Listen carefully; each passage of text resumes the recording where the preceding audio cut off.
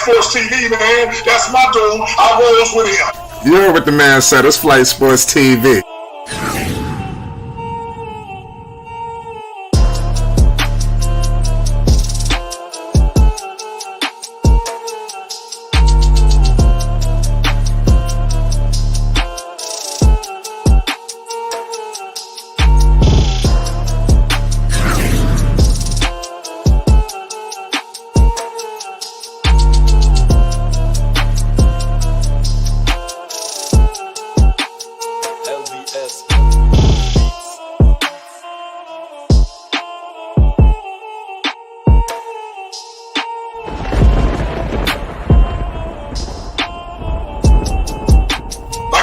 Flight Sports TV, that's where it's at.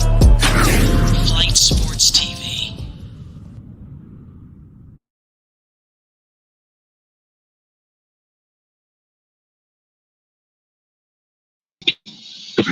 What's going on, people? It's Flight Sports TV. I appreciate y'all for checking with me. Y'all already know what time it is. We back with another one of those things.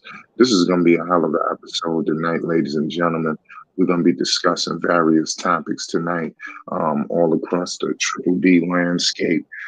But we got a lot to talk about. You know, we got the LeBron James situation. I mean, these two dads, I mean, seriously, they doing some revolutionary work that needs to be commended on both sides. You know, one can make the argument these have been the two most influential, you know, fathers in the sports world, you know, this generation. I'm telling you.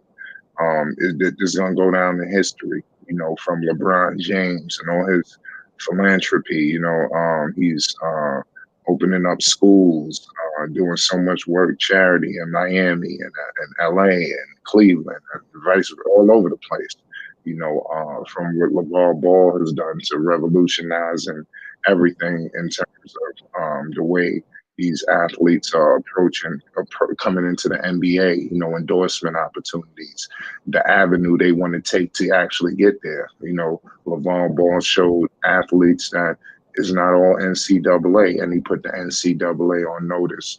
You know, I'm expecting many changes, you know, in the foreseeable future. You know, you see the G League Ignite team that we stated before. You know, this thing is ridiculous. You know, the things that LeVar Ball has got himself into, you know, on the business side and all over the place. Shout out Testing. He said, don't forget John Morant's dad as well. Shout out to John Morant's dad.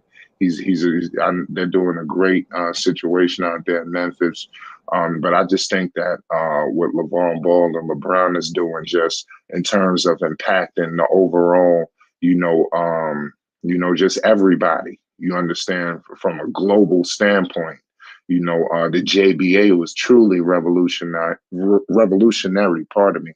What LeBron is doing is the same. He has Bronny James, pretty much the way he is marketing Bronny James. One could make the argument is, I don't want to say is reminiscent of the things that LeVar did, but he's definitely talking up Bronny to the point where I'm telling you, this man is going to get a serious college offer. And I believe that he's going to be a first-round pick very high. People know what's at stake. I'm telling you, you're going to have teams jumping over hula hoops to get this guy LeBron at whatever age he's at, you know, and Bronny James is a part of it.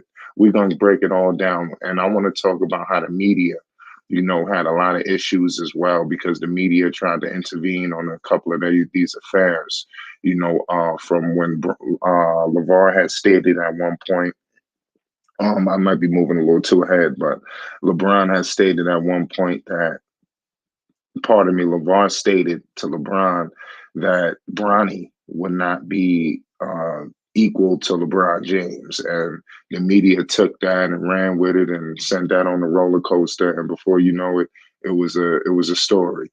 And it was unfortunate that the media really mixed and screwed LeVar's words and made it very venomous, you know, and it wasn't like that. And it's unfortunate that things like this continue, because LeVar Ball, when he's speaking, people need to listen, especially when he's discussing basketball, you know, but it is what it is. And then even the time that Lonzo spent in LA, I think Lavar Ball definitely has some things to say about that, especially when they was talking about moving him for Anthony Davis, which ultimately happened. But on the way to that, Lavar was very vocal, especially at the trade deadline. It was crazy because they had Lavar on the trade deadline on Undisputed, the day of the trade deadline. That shit was just so epic. I don't know. That was one of the most epic days in FS1 history. I don't know if people need to go back and relive that moment. He took over. He was on every show that day. So that shit was hilarious. Shout out to LeVar. We ain't even get started yet. We got so much to discuss tonight. Everybody hit that like button. If you new, most definitely hit that subscribe button. It's Flight Sports TV. Salute to the chat. Love. We got all access in the building. Dex, talk to the people. We live.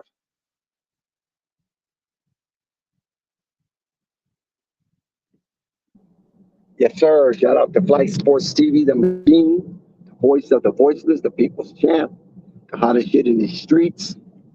It's a glorious day, Flight. Yes. It's a glorious day for those of us that are still breathing. And we should never take for granted every molecule of oxygen that comes in and out of our body.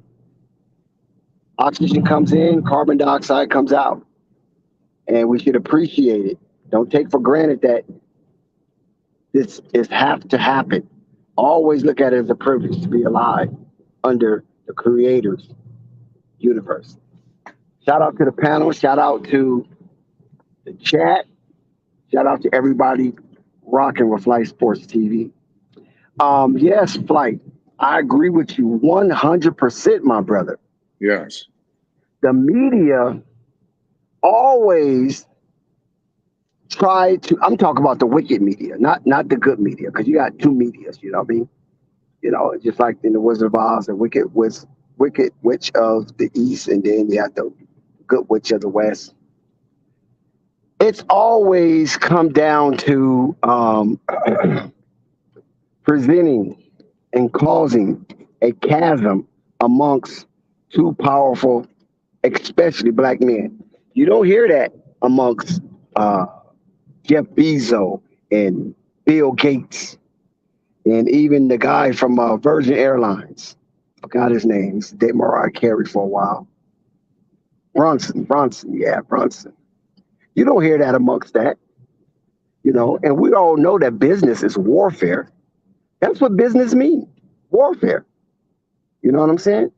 And they make it like the platitudes are all peaceful and graceful and is happy being where they are. No, these guys strategize for business financial war every single day. Every Fortune 500 company do. So LeBron is definitely a Fortune 500 company as an entity. Lavar, same thing.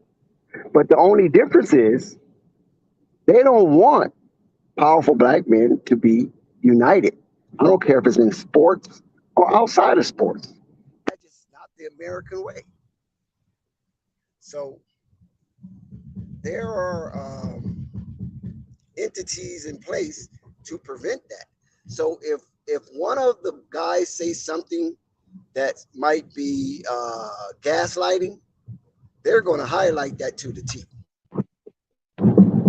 And that's what we get. So anytime that there's power behind the voices of men like that, then you're going to definitely have a circus surrounding that because they don't want you to really feel the frequency of power that comes from these or emanates from these two men. Yeah, that's most definite, Dex. Salute the Rap Guy Reloaded and Testing and everybody in the chat right now. We in here cooking up. We really gonna break down tonight the unfortunate scenarios that took place on why these two pretty much they LeVar Ball became America's dad. LeBron James is pretty much right there with him, especially with all of this. This is almost like the next evolution of LeBron James. What he's doing. You see what's going to happen off the court. He's going to be behind his sons and daughter, 150,000%. I expect a LeVar Ball-esque approach, similar things LeVar Ball brought to the table. I'm expecting the same for them as well. So it's going to be crazy. I mean, at the end of the day, we got to pay respects to what these guys have done because like I said, there's a lot of great fathers that's in the NBA. You even have Zion's stepfather, that everybody father has done something, to get them there most of the part, or family, mother, whoever, but where I'm going with this is these two need to be highlighted due to the fact of their overall approach to the whole thing, the whole spectrum. As much as people might want to say LeVar Ball it's just about his sons, it's just about his sons, or it's just about him. All LeVar Ball's moves impacts, all the college athletes, the potential athletes coming down the pipeline. He's is a decision that could be made now. It's options that wasn't on the table before.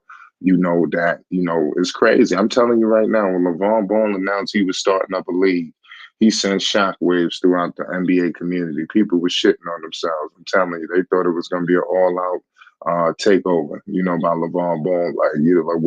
How is this going to go? Because what if you get a top player, to go into one of LeVar Ball's leagues? At that time, LeVar still has a lot of momentum, but at that time, LeVar Ball's momentum was on 150,000.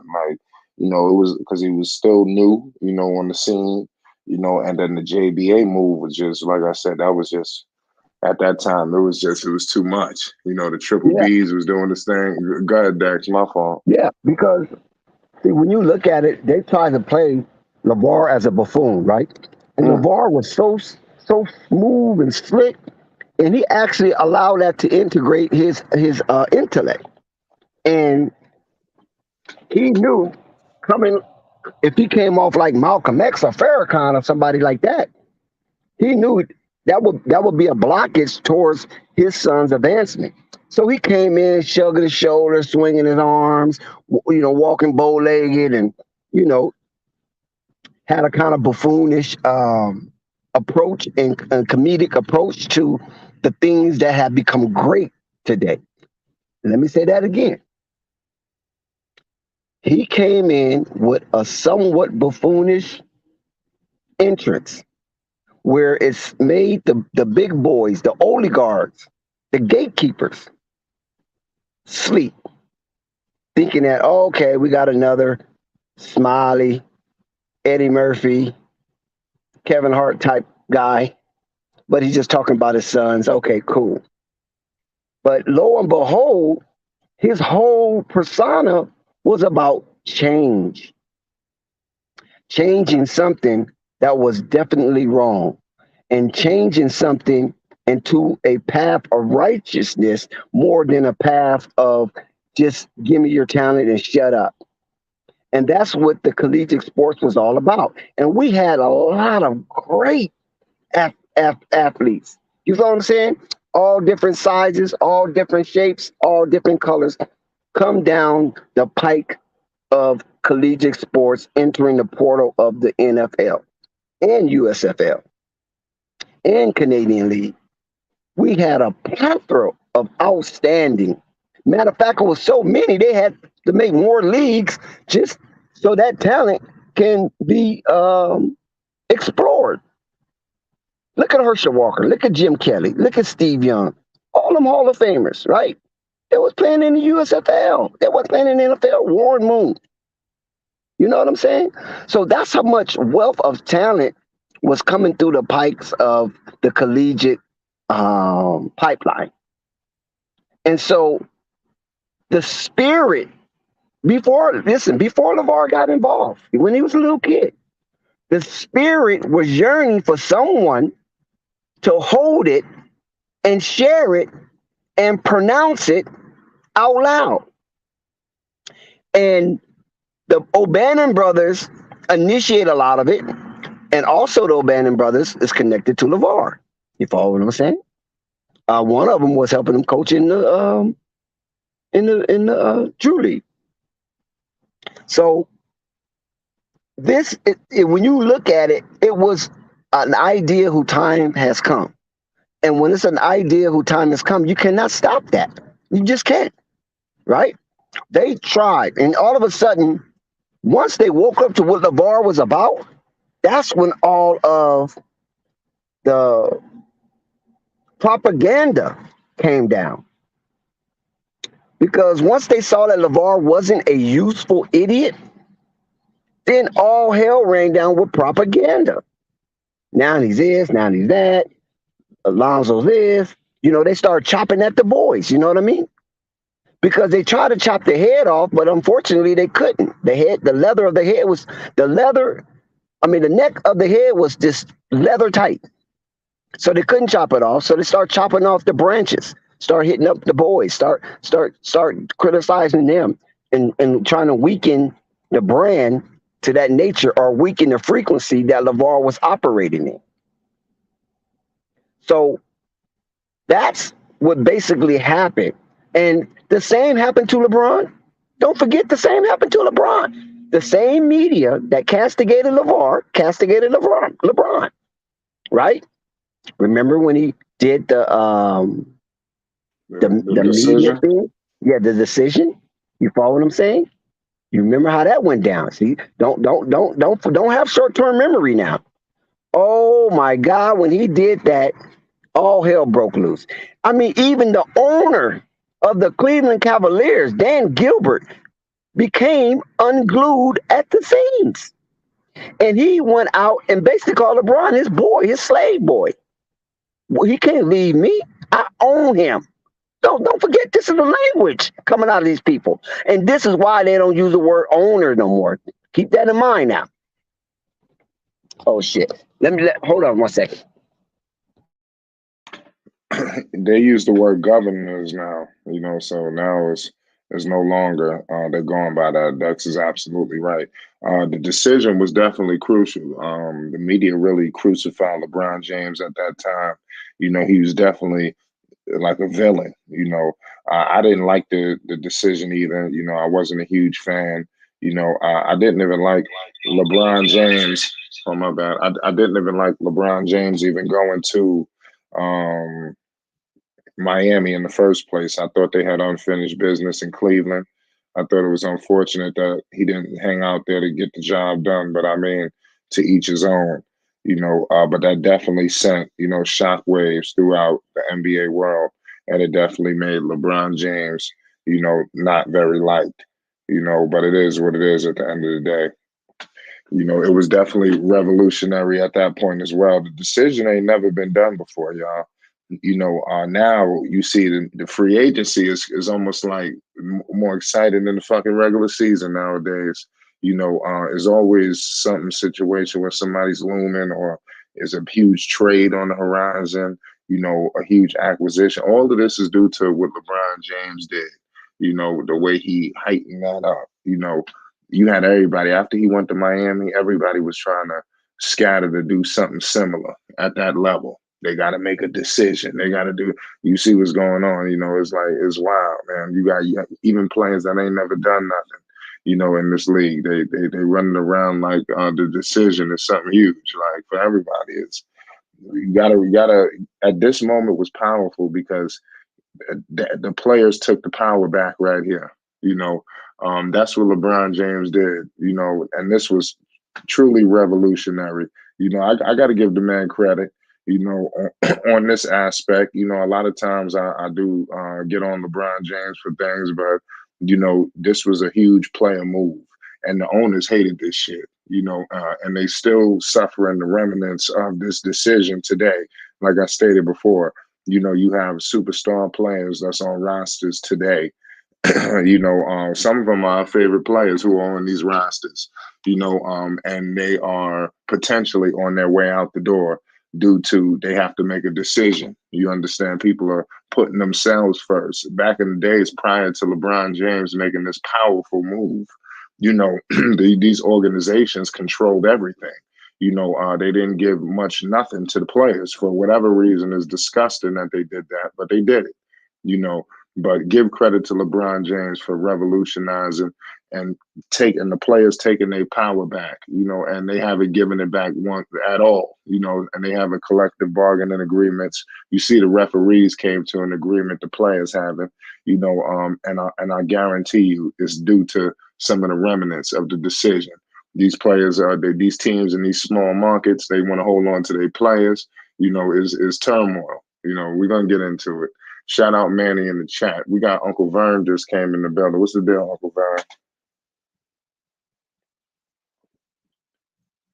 Shout out Uncle Vern. He's in the building. He'll be in here with us. But it's crazy, what's going on out here in terms of all of the situations, that these guys have done. We got to definitely give them their respect. All about Lavar as well. Exactly. Yeah. Exactly. So what do you think about the decision? How revolutionary was that? Because the players took the power back there. The players no player has ever done this to this level. It didn't bother me. Yeah, it never bothered me as far as how he did it. If people wanted to watch him and witness how it was going to unfold, that was cool with me. It didn't bother me because it wasn't part of my team. Right. It's all good. I mean, I'm just talking about in terms of the players overall. I know that, but I mean, notice that other players are doing that. The Kawhi Leonards, the Kevin Durant's, the Kyrie Irvings. Decisions are being made every summer. And it's highlighted like a goddamn movie. Is what I'm trying to tell you. As far as it impacted the game. Yes, I understand it for maybe one or two people individually, but the decision was a powerful thing as a whole. For every athlete, especially superstar. I'm just saying that they took their power back. The days of just doing what the organization wants or going along just to get along were over. After this day, and it's still going on to this day. I can agree with that. Now, as far as the player power movement, yes, it was definitely an enhancing action towards that. And a lot of players follow suit. Of course, LeBron he was a king without a crown at the time. So I guess this decision did make it justifiable because he did win 2 championships under that regime, that Pat Riley regime. Some people might think he should have won more, so he failed. But nevertheless, when he came into that situation, he was not a champion. And when he left that situation, he was a 2-time champion. Right, I'm with you on that. That was a big time move, though. Because like I said, look what just happened this offseason. Even you got players that's not even, requested a trade yet, running around making decisions. I'm not part of. You got players that's not even in free agency yet, having decisions. That's just where I'm going with it. But let's get Uncle Vern. Uncle Vern, you good? Hey, Flight. Sorry about the background noise, Flight. Believe me. Hey, Flight, what's going on, Flight? Hey, what's going on, Dex? Salute, Uncle Vern. Hey, salute, my brother. Hey, look, hey, Flight. I don't know what y'all talking about when they. Look like we lost you.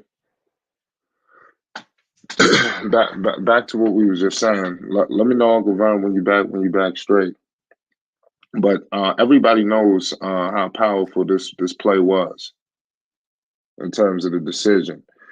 So yeah, like this is gonna be remembered for many, many years, yo. I'm telling you, this decision that LeBron James did, nobody will forget this day. It was very pivotal. It was very pivotal for the player power movement, no doubt. So those players who was bold enough to cheer LeBron on and encourage LeBron, they knew they was getting the they knew they was going to have a fallout with the gatekeepers. You know what I'm saying? The only guard, and they had to own. Hey, Jack. Hey, can you tell me what happened? What's going on with LeBron? What happened? I don't know what's going on. I don't know what's happening. What's happening? Can you tell me? Can anybody tell me? Well, basically, we're discussing how revolutionary LeBron James and LeVar Ball has been, and why the media tried to turn them against each other. As you can see, they clearly have a lot in common. One from South Central LA, one from the mean streets of Akron, Ohio. So we gotta understand the pedigree is there. Obviously the sons, and daughter, grew up, very privileged, but the pedigree didn't. LeBron James, single mother, a crazy situation. LeVar Ball in South Central LA, you know what that was about. That speaks for itself. So that's just where I'm going with it, Uncle Vern. What's your thoughts on the situation? We discussing the decision too. When LeBron James made his decision, how powerful that was.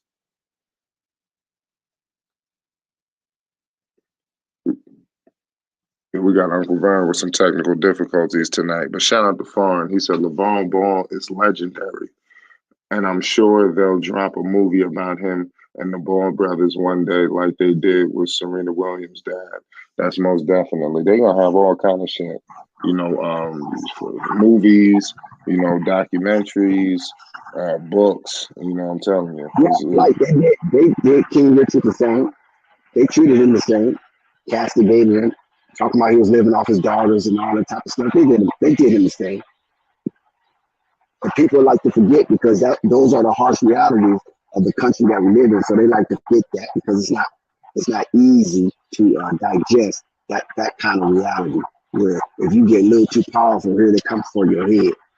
Because being powerful, especially black and powerful, is not a catbird seat. Yeah, it sounds crazy the way you expressing it. Hey, Flight. Hey, look here. This they call it what bargaining agreement, players bargaining agreement. You think Collective. that go? Can you hear me? Can you hear me, Flight? Yeah, go ahead. Okay, Flight. Look here. You think that gonna change anytime soon? Because I'm gonna tell you, the players ain't gonna do nothing but get more power, Flight. Because Yeah, Uncle Vern, I understand where you was headed with that. You said the players going to continue to get more and more power. That's absolutely, and I think that's what some of these owners are a little upset about.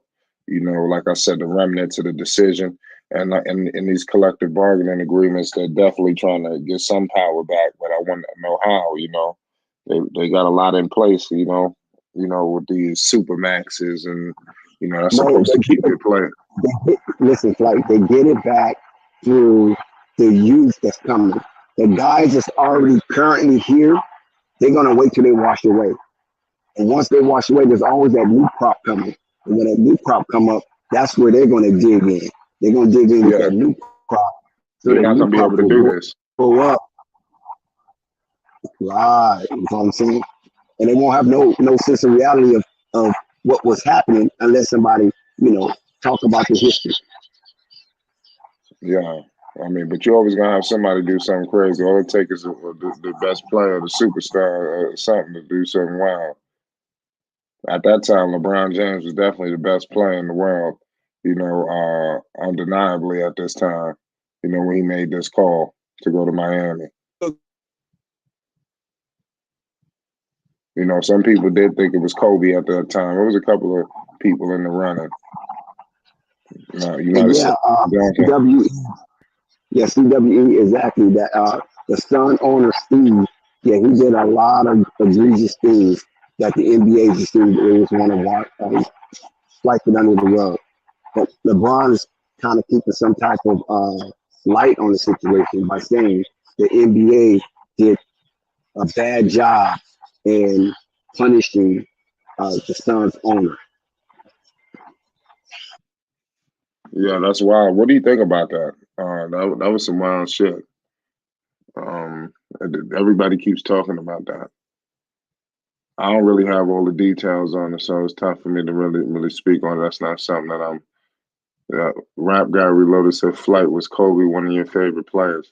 I can't say that. When I was younger, I liked LeBron James. I remember it was people in my school, It was like LeBron and of course versus Kobe. I always liked LeBron. I thought LeBron was better. I didn't really like Kobe. I grew a more and more appreciation for him in his later years, but I definitely, was opposing him.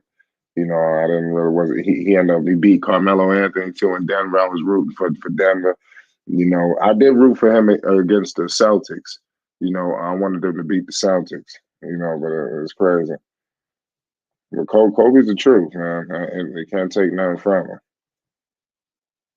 So that definitely one of the best players I ever seen. But LeBron, in my humble opinion, was much better, and I think that was undeniable, in terms of, skill set, talent, things of that nature. I think it was just undeniable. It made absolutely, it was undeniable. Somebody said, yeah, damn, he did something to a man.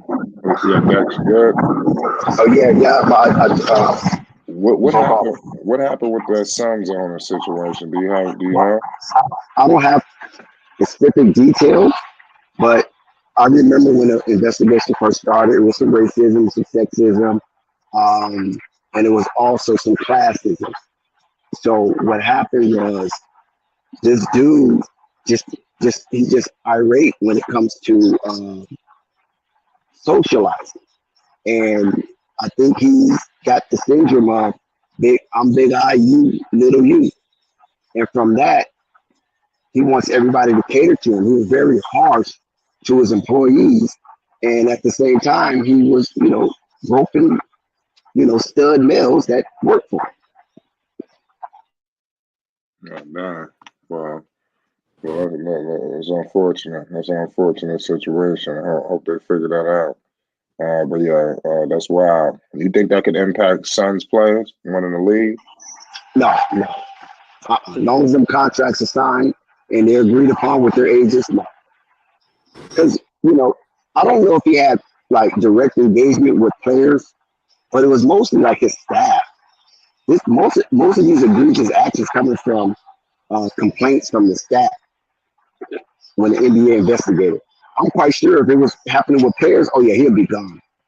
So the NBA playing some type of favoritism here, because humans are humans. You know what I'm saying? Whether you bounce the ball or you sign checks or you clean the floor, whatever it is that you're part of that organization, help facilitating the financial growth and the acceptance of it. And the NBA looking at it, since those are his employees, those are the people he hired, fugazi. But if it definitely wasn't players, if it was players that he was engaging in like that, oh yeah, of course he'd have been gone. Just like Donald Sterling, you know what I'm saying? Magic Johnson's a player, a former player, he's an ambassador. So yeah. But I think since it was just in his personal circumference of his sphere of influence, I guess they're trying to, whitewash this situation. Yeah, you say that's wild. Shout out Farn. He said he knows not to try play a while. He said he would have been packed out. No, I don't think he's gonna get that far. If I was Booker, I'd request a trade and sit the season. Hey, Flight. It was good. You having some technical difficulties in I that. already know, Flight. I don't know what it is, man. It's just life. It's life on life terms. Listen to me, Flight. I want to go right back to about 5 minutes ago when you said about Kobe, and when you said that you said you respected Kobe and everything else. Yeah, I'll try to finish off. Yeah. Of course, I respect Kobe, but like I said, he just wasn't one of my favorites growing up. Like I stated. Well, we all have our favorite players, you know what I'm saying? And some of our favorite players are booed in other arenas. So, that's how I go. Yeah, there's no disrespect. He was definitely he balled out in Madison Square Garden one game. A couple games, but he had one memorable one. I remember him and LeBron went back to back at the Garden.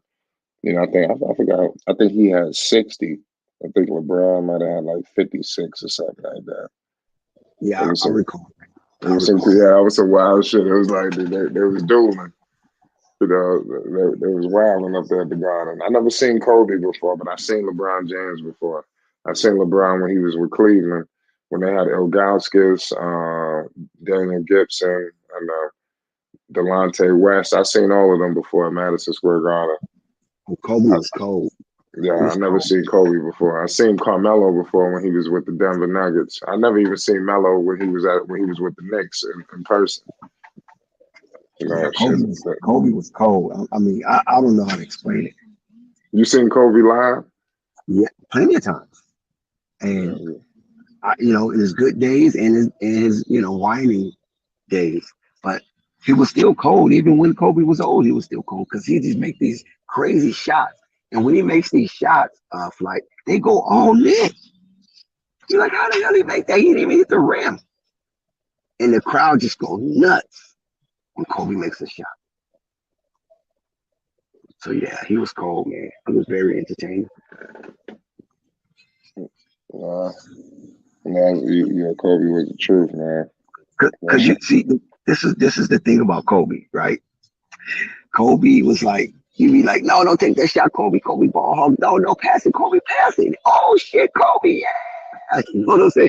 It was like that all the time. It was crazy.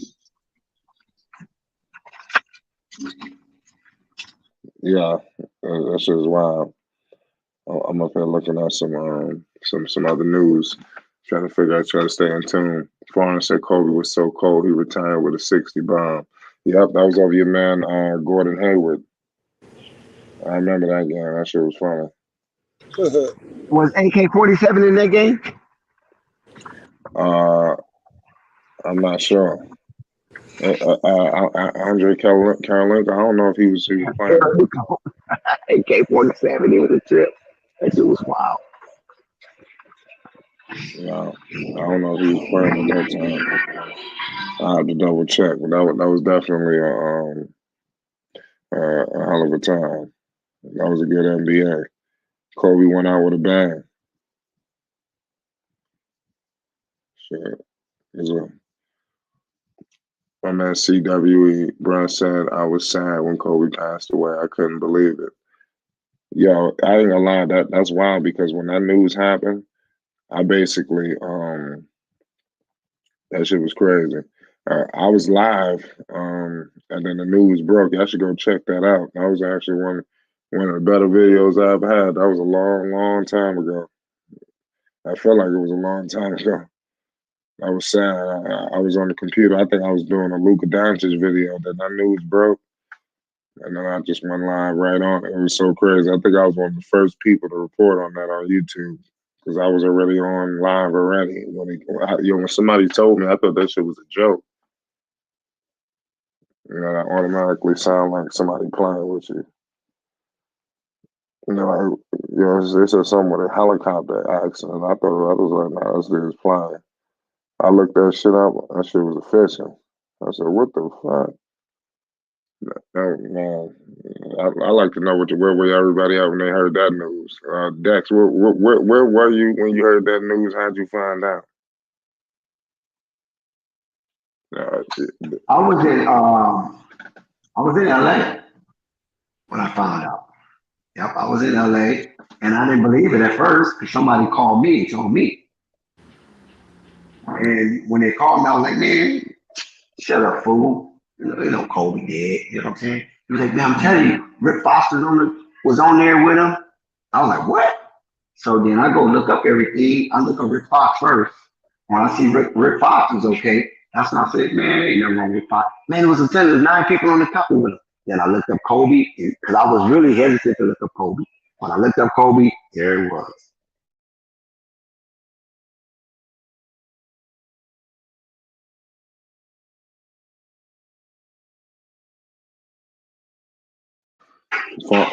Foreign said I woke up to it on my phone and sat down about 10 minutes frozen.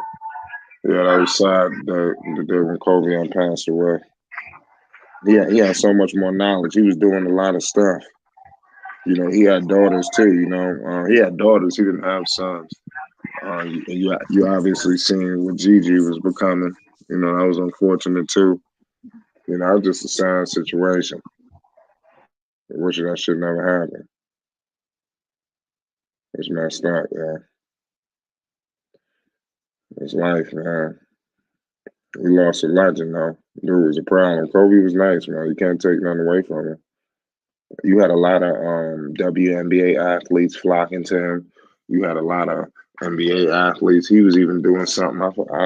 He had started some show on ESPN Plus. Was it called Detail? I forgot what the hell it was called. It was called something. I think that's the name of it. It was wild. Like he was doing some extra film studies. I thought that was epic. It was good to see his next evolution, to what he was becoming. So as wild. He had a lot more to go. I think if he didn't pass away, I think he would have been in this conversation as well, in terms of revolutionizing things, for the overall, broad spectrum. We're not just talking about impacting maybe your circle. I'm talking about everybody. So that's what a lot of NBA dads need to do as well. Get out here, and aspire and work with other athletes. Try to do something, that can impact everybody, because they could do that. They could all band together. In my humble opinion. You know, so it's wild. What you think about that, Dex? You think if Kobe didn't pass away, you think he could have been in this situation, like in terms of being impactful? No. You No, talking about off the court or on yeah, the court? or off the court. No, no. You don't think he was doing that? No. Cole He wasn't. just wasn't No, he was. loud. He was quiet, Dex. He was Yeah, doing stuff. it was hard to get Kobe to get back involved with the Lakers. Um, LeBron coming to the Lakers reignited Kobe interest in the Lakers. Genie, Magic, nobody could get Kobe once he retired to be a part of Laker lore. Be that ambassador and things of that nature. Kobe didn't want no part of it. But once LeBron did come to the LA Lakers, it just reignited him. And at the same time, he had his book that won him an Oscar. So that gave him a different type of fanfare away from basketball, that he can bring that fanfare back into the fold. So Jeannie Buss offered him Staples Center to promote his book, to do, a sign, a meet and greet sign. And I was there. And Kobe watched half of the game, and he left. Kobe wasn't Kobe wasn't sticking around for bad basketball. He wasn't doing that. You know what I'm saying? And that was so funny. So, but when LeBron came to the Lakers that year, he had a newfound interest in basketball again. And this is when, prior to that, this is when Kobe said, if I gotta ask you to play in LA, then you're not the player to be amongst us. This is not where you need to be. If I have to go out and recruit you, because winning championships alone, and this is what this organization is all about, that should recruit you in itself. See, Kobe wasn't playing the homeboy basketball. You can be his homeboy as long as you win. You know what I'm saying? He'll tolerate you. But once he see that you just here for the cheers and And just paycheck, to be in LA. yeah, and the paycheck and stuff like that, he wasn't really feeling you. I used to watch Kobe do his shoot arounds. He wasn't really active with the team like that. You know, and I saw that. I was like, damn, Kobe's cold, isolated. He ain't really mess with them dudes like that. You know what I'm saying?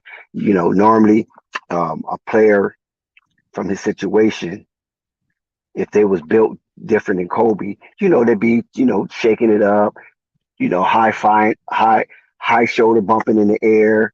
You know what I'm saying? Having secret handshakes and all that old type of stuff. Kobe wasn't with all that. He wasn't with all that. Showtime is on the floor. Showtime is when we win. Showtime is not fooling around before games, during games, and after games. When Kobe lost, especially a close contested game to one of his so-called rivals on the court, like a McGrady, Vince Carter, LeBron, um, who else? Even Penny Hardaway to some degree when he was still shining. He would be pissed. You know what I'm saying? He didn't like that at all. I remember when Kemba Walker came down there to LA, and Lance Sanity was part of the Lakers, and I was I at that remember game that. because I was always wanted to be I always wanted to see Kemba Walker play because I used to hear all my New York folks talk about Kemba Walker. You know what I'm saying? And so being with Charlotte, I ain't Kemba Walker. I remember him in UConn, but outside of that, he ain't did to me. He ain't did nothing in the NBA. That's what I was thinking because he wasn't on my radar. You know, he didn't reach out to the West Coast like he was down south and east and up the Eastern Shores. So when he came to LA and played, that dude went off. I mean, the insanity, that little something going. Kobe had a little something going, but that Kemba Walker, I was like, they can't even stop this dude. What's going on, man? You know, and they walked out with the victory. And from that point on, I respected Kemba Walker. So those are one of the things that I saw Kobe get pissed that game. You know what I'm saying? He got really pissed that game when Kemba Walker came down to LA and whooped them Lakers ass. You know what I'm saying? Yeah, that's wild how they did that. You said Kobe. Nah, Kobe was definitely doing his thing. You know, he the truth. I wish they would have gave him some more help. You know, and just like with Dirk, you know, I think they could have went on a, you know, rattled off maybe one or made another good run. You know, I think their runs got cut a little premature. Well, yeah, because Lamar Odom, you know, you had two dynamics with that situation with the Lakers that a lot of people don't discuss. You had Lamar Odom and his Hey, drug business. Yeah, did he it was hurt him? You his know what feelings. Lamar Odom He was was? hurt. And that was him and Kobe was cool. But that He kind of never separated him recovered. and Kobe. He never Yeah, you know what I'm recovered from saying? that trade. I mean, why he was so that was that Los Angeles shit. You know, he told me he leaving LA to go to Dallas. This nigga had a midlife crisis. But he already was, you know, dibbling dabbling when he was in LA. That's why he was a part of that trade. Because they didn't want his bad habits affecting any of the newcomers that was you know, primed to be a LA Laker. You know what I'm Right. saying? Because And he was LA doing is whatever bad he in wanted. itself. Yeah, LA is bad in itself. And now you got one of your key components that's out there wilding. You think James Harden was wilding? He ain't got nothing on Lamar Odom. You know, Lamar Odom was out there wilding. Man, was he out there wilding on all levels? You know what I'm Yeah, saying? yeah, these dudes got to chill, Say man. that again. No, I said these dudes got to chill out here, man. Yeah, because LA is such a dynamic because it's always good weather. You know, even in the worst even in the worst of weathers, you're going to get 65 degrees. You know, 50 degrees. Oh my hell, the hell is freezing over. You know what I'm saying? And that's only 50 degrees. So people have all day, every day to get engaged with something because there's no weather preventing or slowing or becoming an impediment to what you want to do moving forward. You follow what I'm saying? You know, say for instance, you have a snowstorm, a tornado coming. People is locking up in the crib.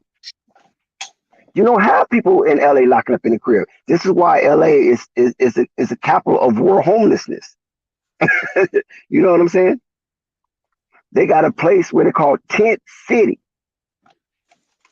because people flock out here, whether they make it or they don't make it, and there's always a place for them. You can get food stamps. You can get an EBD card. You can go to Chipotle with an EBD card in LA. You can go to Starbucks.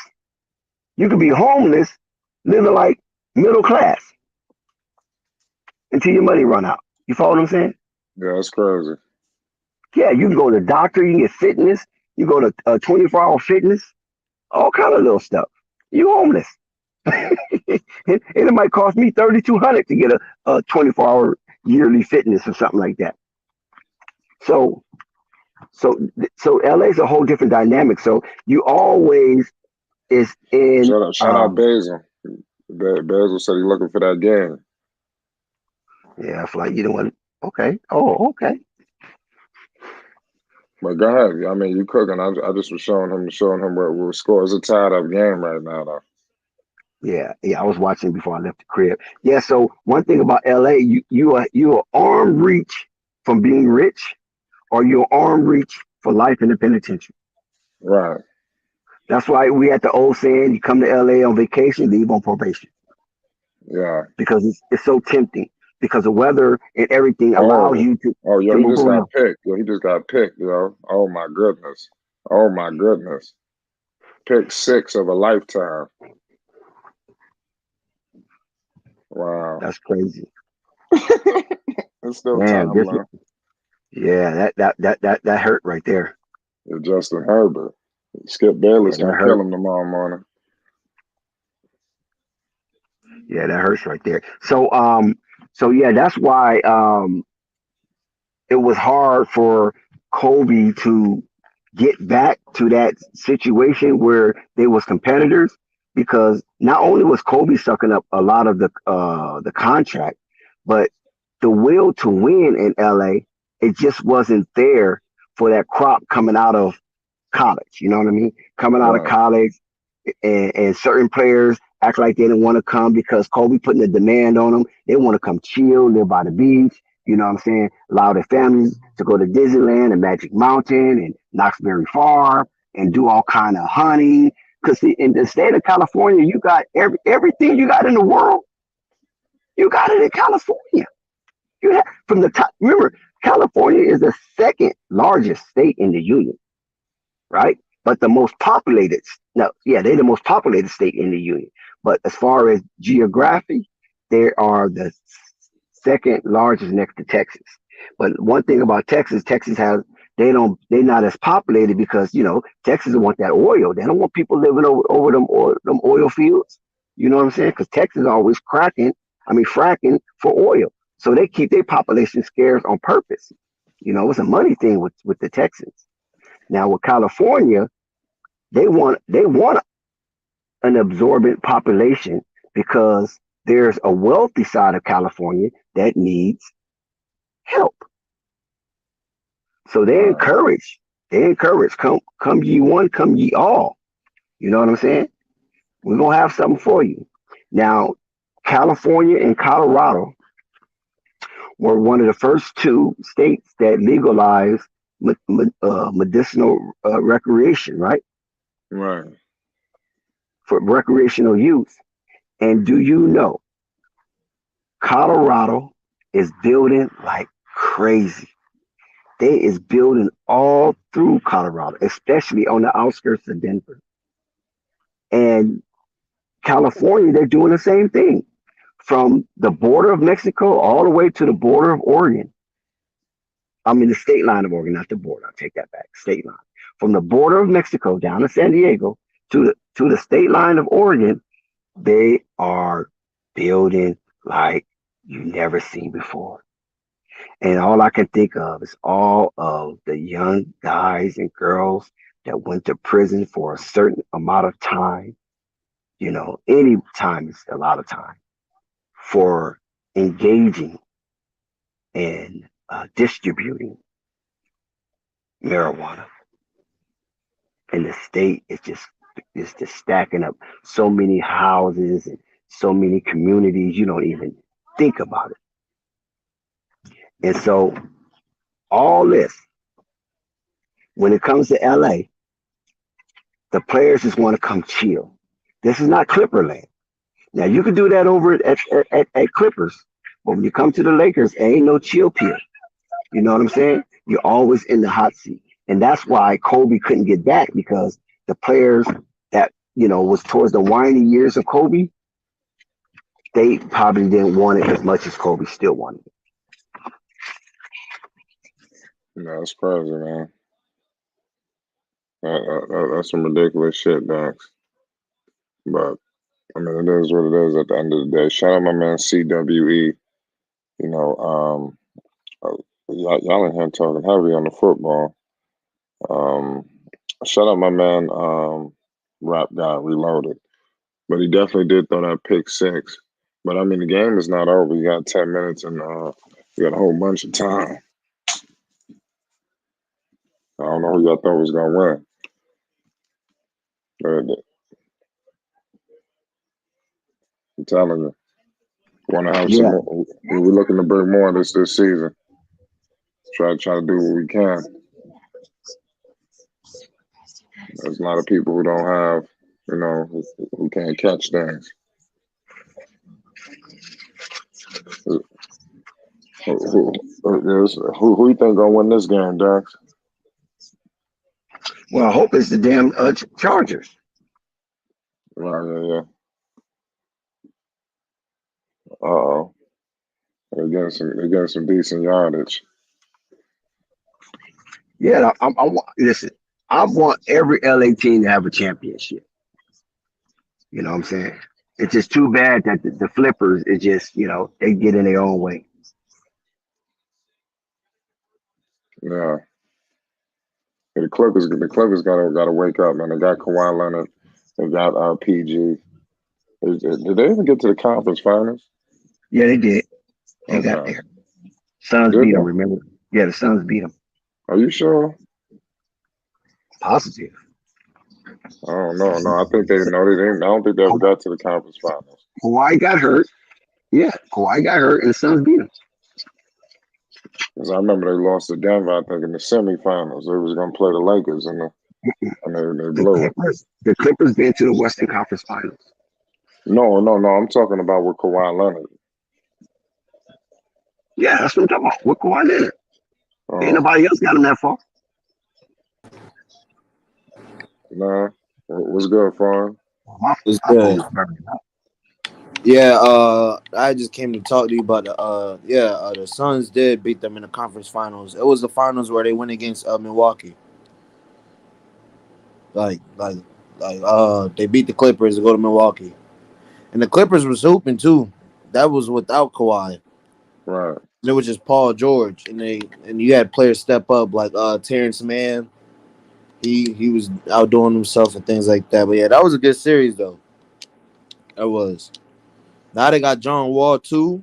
If John Wall is the same as he was, you know, then they could be something, you know what I'm saying? I'm not gonna say dangerous, but who knows, man? Because with Kawhi, the sky's the limit for them. That's how much of an impact player Kawhi is, but he's always injured, so who knows? Yeah. But yeah. So what you think about the Clippers anyway? You think they're gonna do something or you think it's over? Like I said, if Kawhi is healthy and everybody's healthy, of course they're gonna do something. You got Kawhi, and in my opinion, one of the best all around players in the league, Paul George. Without a doubt, Paul George is no flaw to his game. And I'm definitely waiting to see him and Kawhi play a full season healthy together. You know what I'm saying? Right. That happens this year though. And they got John Wall, and if John Wall is injury free and if he plays the same exact way he used to, oh yeah, without a doubt, they're making it to the playoffs regardless. They make it to the playoffs every year. I can't remember if they made it last year, but you know, if PG's playing, then yeah, they're gonna make it. But yeah, as far as Kawhi goes, though, I don't know what's up with his injury. I don't know even if he's gonna be back next year. You No, know, I think Kawhi should be back. yeah, because that injury happened in 2020, right? If I'm not That's, mistaken, that's right. and he's been gone ever since. But another team in the West, so I feel like it's gonna be true contenders within the next few years is New Orleans, bro. Especially if they keep that team and those young players that they got in the drafts for the past 2 years turned out to be great. Like I know Herb Jones is good, but the new dude that they just drafted, draft night, I was hearing talks about how he was better than Herb Jones on defense and things of that nature, man. So, New Orleans could definitely be something if CJ McCollum plays good and all that. But really, it's just Zion. When Zion comes back, he already averaged 27 points in his second year. So imagine, all that talking that people been doing, being bullied. Y'all know what was being said about him, man. People saying that he was a bust, which is crazy to me. All kinds of talks, man, talking down on his career. I'm pretty sure he got a chip on his shoulders now, man. I'm Most definitely definitely. Good. What's good, Ray? What's popping, man? What's good? So, What's up to chat? What's going on, man? what's good? What's Where going on with y'all you? I can catch up. What y'all was just talking about?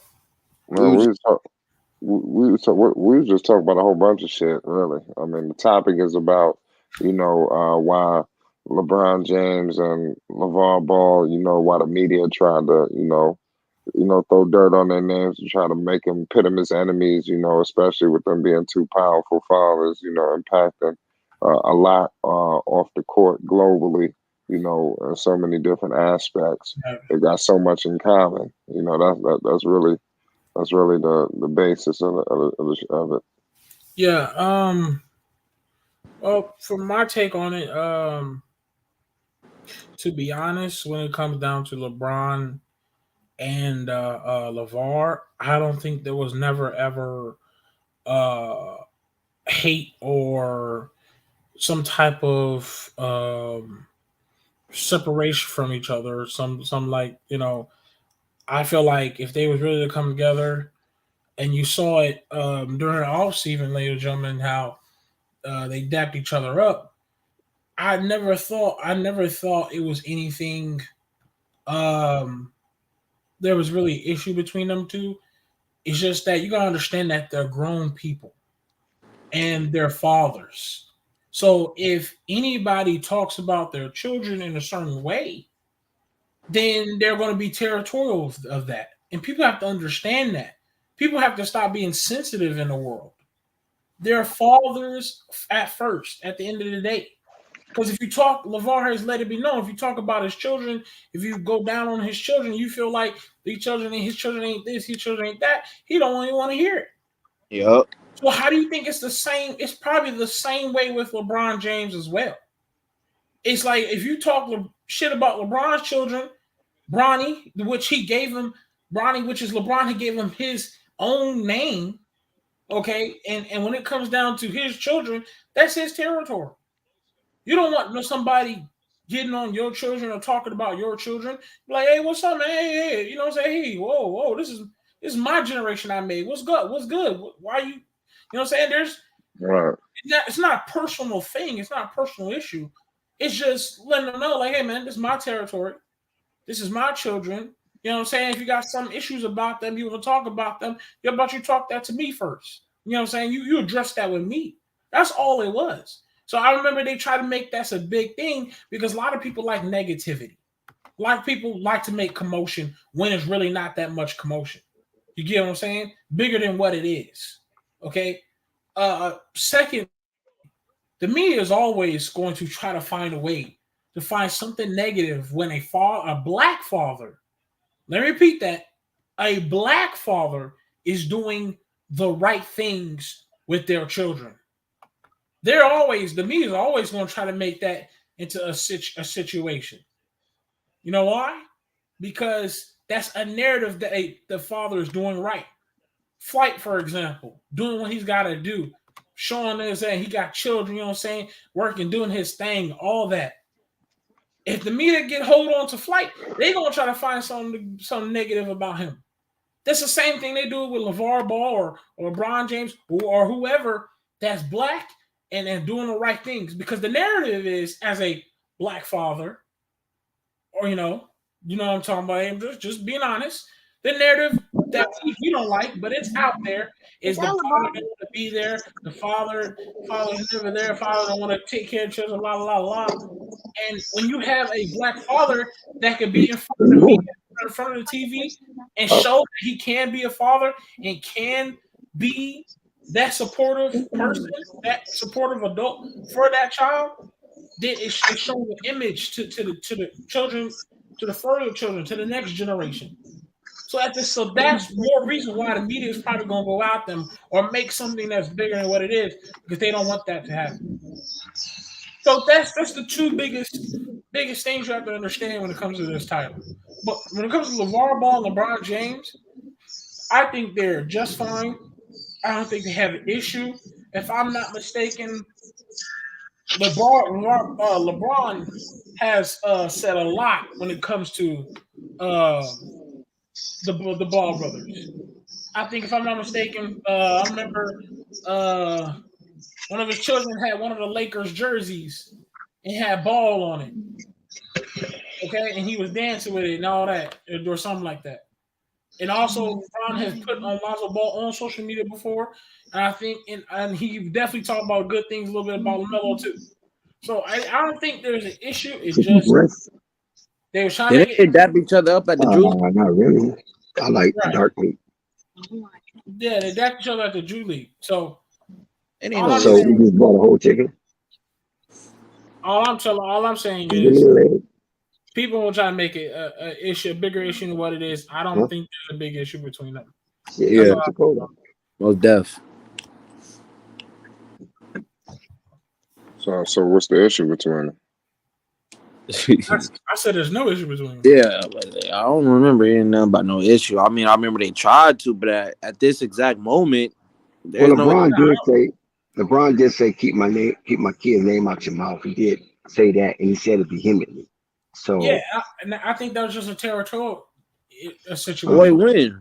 Wait, when they? I spoke on that. I think I gotta re-say what I just said. No. I heard it. That was a I heard it, but territorial. when did that happen though? That's what I'm trying to say. well, 2018. Oh, wait, then yeah, they cool now though. You feel me? Oh yeah, that's water under the bridge. Yeah. Yeah, I spoke on that. That was just a territorial situation. Yep. That was his children, and he was taking care of business. There was no. I don't think that was a personal attack on anybody. Lavar. That's just, hey, I'm protecting my children. This is my children. You know what I'm saying? Yeah. I'm letting you know if you got an issue with my children, you can always talk to me about it. You know what I'm saying? That's what that Yeah, was. and it really wasn't an issue. It was just that Right. LeVar was asked a question because LeVar was running down through the annals of history of great athletes who had sons who didn't measure up to what the father done. And then somebody asked him, well, what about Bron and LeBron? And he basically said the same thing. You know, LeBron is so great.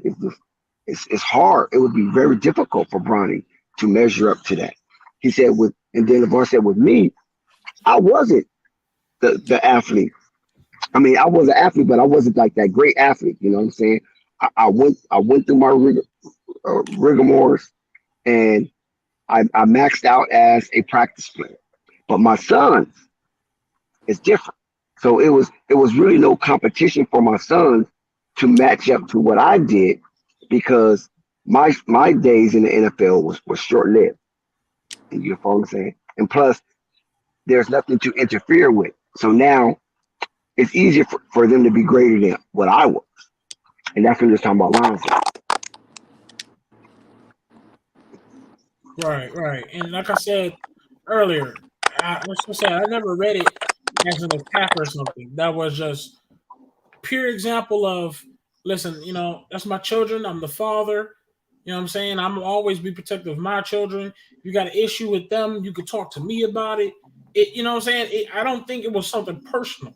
That's why when they met at the Drew League, you know what I'm saying, they dapped each other up. You can see the genuine smile because there was no issue. And the world and media is always going to try to make it into bigger than what it is. And if somebody was talking about your children, you know what I'm saying? I'm looking at the chat. Jessica, if somebody talking about you, I know Jessica come out there off the top rope with a slap. You know what I'm saying? You ain't messing with her children. That's just how it feels. That's real life. Honestly, you should be like that when you know what I'm saying, you're the parent. You protect your own. That's your children. You know what I'm saying? That's simple as that. John Jackson. I know John Jackson. You know what I'm saying? Get on a couple people by his children, bro. That's your children. That's your territory. It's simple as that. There's no need to be talked about that. You know what I'm saying? If you got an issue with my children, talk to me about it, bro. Let me going up to my child, trying to check a child. Like, what? Talk to me. You know what I'm saying? I think it's simple. Uh-huh. And I saw.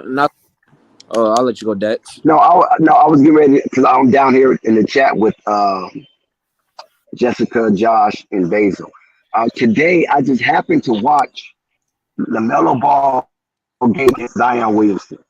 If you guys can remember that game, I think it was 2018 in Las Vegas. That was a hell of a game. So by them talking about Zion, I was just like, wow, I watched that game earlier today. Yeah. Yeah, but I was saying though, anybody with kids is gonna feel that way. You feel me? That's just normal, man. Right. Yeah, that's facts. Right. It's definitely not no personal issue. And the world has to learn to not be soft, and that like the world is really sensitive. So people gotta stop being sensitive to that. It's just simple. It's just a simple, like, hey man, you know what I'm saying? You know what I'm saying? Like, if you're gonna talk about some adult shit, just let's handle that one on one with an adult one on one, face to face. You know what I'm saying? Sometimes you gotta put your big pants on. They be talking to my little children like, kind of way, like what? It's that simple, bro. Or even And talk pl- about and plus, LeBron, when Lonzo was on the shop, he basically pushed that narrative over the curb, like him and LeVar had a problem because he said that he loved how LeVar loved his kids and push him and things of that nature. I'm not like push him like like you have to do this, but push him because they want to do it. He's their biggest cheerleader. right. And like I said it earlier, I said LeBron already said multiple times some cool things about LaMelo. He put lines on social media before. He was doing a social media dance and had one of his children had one of Lonzo Ball's jerseys. You know what I'm saying? He called Lonzo Ball one of the young kings before. So there's like I said, there's nothing personal.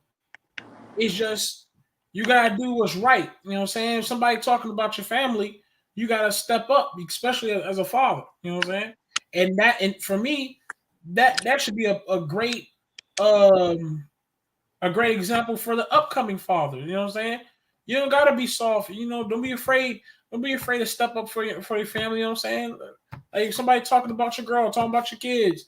You know what I'm saying? Hey, don't be afraid. Don't be afraid to step up for you, protect your territory, bro. As simple as that.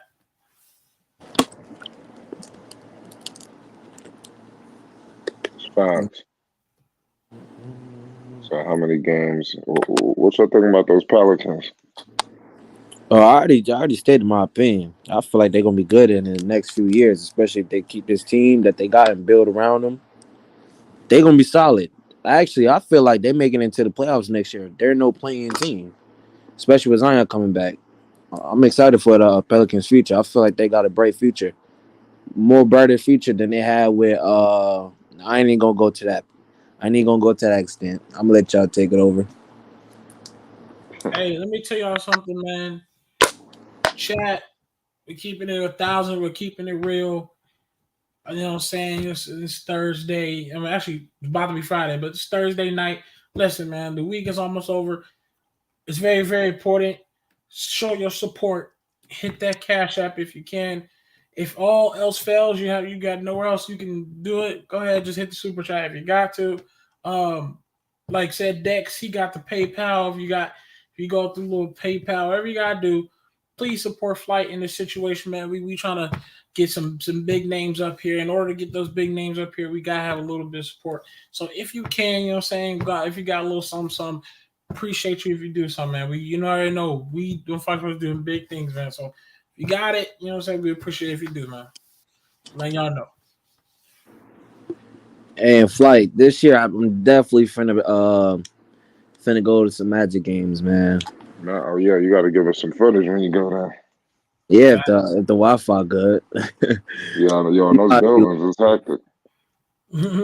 yeah, but and also I don't know if it's like this for every NBA team, but Magic, I guess since we're a lottery team, we got some very good deals on some tickets. Like I see somewhere it's like $400. You go to like 10 games.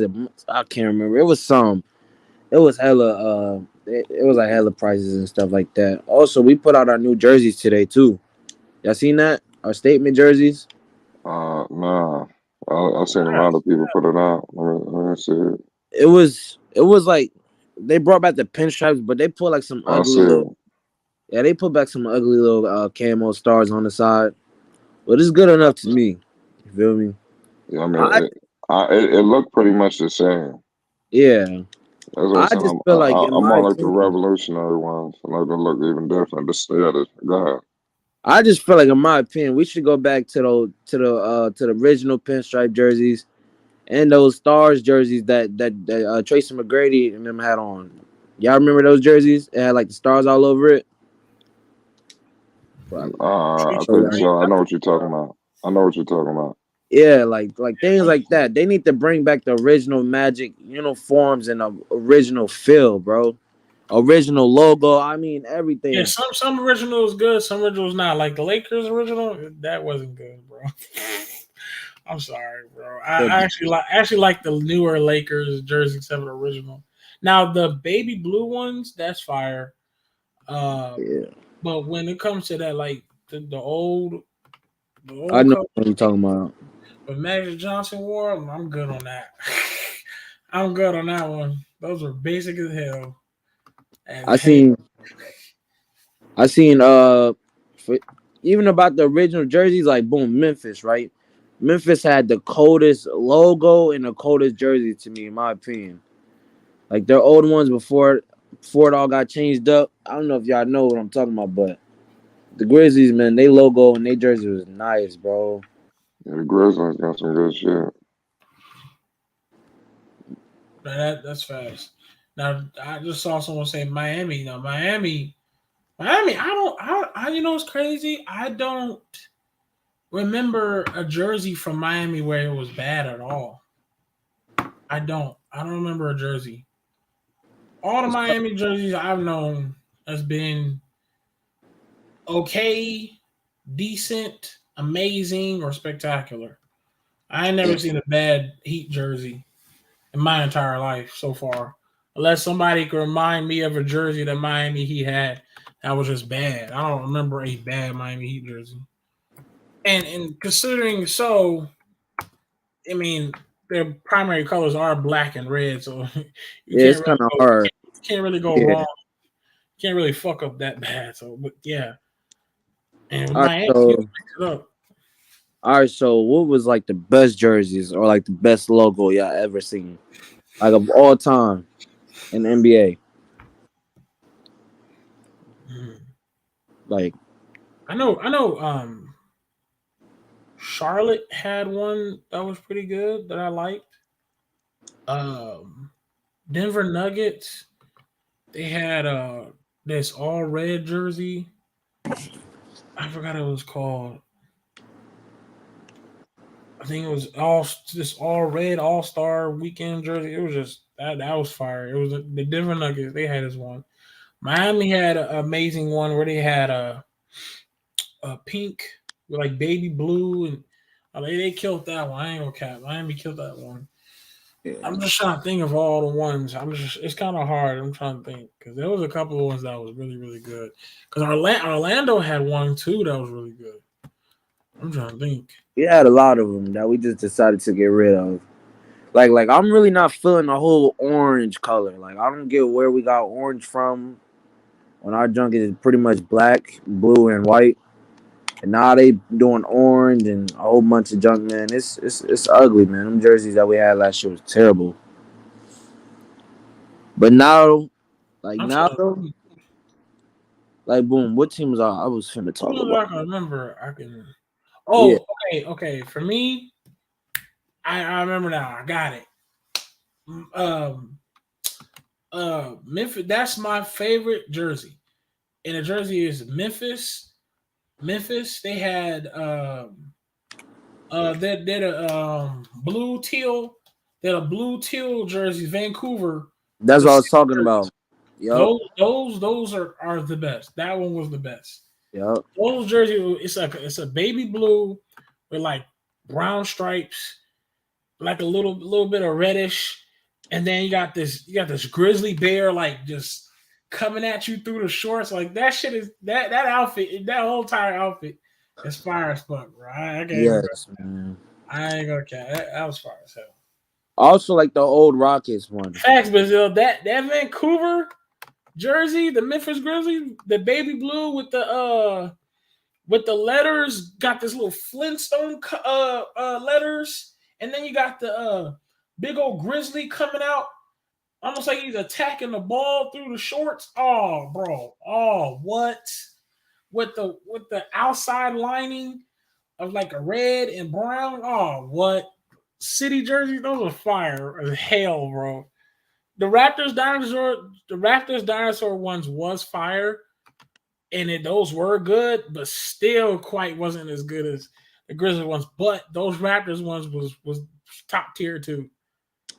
Those I were top tier. I I agree. feel like I feel like they should just do something next year or within the next few years where they just bring back retro jerseys for like some games or home games and even the All Star jerseys, the Dream Team All Star jerseys, things like that. Those were cold for real, for real. I like the Yeah, old All Star jerseys. I do like the new ones. The Miami Heat got the city ones. They got the half baby blue and a half like a half violet pink. It's like a hot pink purple. Like they trying to like make it Miami. I like that shit. That was a new one. I really did like those. Yeah, It was now the Pistons. They had a jersey I liked. I just let me look that up. it's the one that they just released, right? Uh, the one I Light liked. did a video on it. I forgot what they were. No, not those. Nah. I like those. I'm not gonna lie. Oh yeah, the teal jerseys, right? What was it? Something like Yeah, that. those look cool, but baby hell, they cool. Yeah. I ain't tripping on them. It's Oh, what jersey you talking about? The Pistons jersey, the one that they Yeah, had released. I don't think it was teal, was it? I gotta look it up. It was black and red. yeah. I didn't. I mean, those are cool. I mean, it wasn't my The favorite teal. Pistons No, but my jersey. bad. You're right. You're right. You're right about that. But I don't think it was the statement jerseys. They did come. It's just a return of the teal. It was like they throwback jerseys. If I can find it, You're right about that. That is true. So I they got can. it. There's gonna be a whole. It's really the 75th anniversary. So they're bringing back a lot of these classics and they renovating shit. It's gonna be a good year in terms of different jerseys. There was some Pistons. I'm trying to find. Nah, not Motor City. That looked like a soccer jersey. Now they got some Piston jerseys. Yeah, I'm trying to find them. There was something I really liked on the Pistons jersey. Why can I not find it, man? Let me see. Actually, it does look good too. I ain't gonna lie.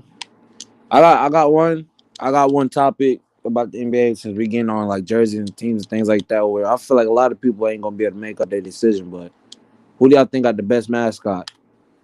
Wow. Now that right there, that's Bro, you know how many teams don't even have a mascot? it's some teams I can't even name their mascot. I'm not even gonna lie. Bro, But y'all already know who I feel like got the best mascot without, you know what I'm saying, without a doubt. Ain't no competition in my opinion, and that's the Magic. Either Wow. Magic or the Heat. Magic. You don't remember the Magic mascot, the one that Aaron Gordon did that dunk over when he was on the hoverboard? What's your favorite mascot? Okay. It's not my favorite mascot. Nigga, that mascot got booger coming out of his fucking nose. Big as hell, fairy tale, pink ass I like wings, Suns mascot. and then fucking Mr. Grinch hair. Oh, hell no. Fuck that. Denver got a good mascot too. Somebody said Bernie. It's Benny. Benny. He said Bernie. He said Bernie.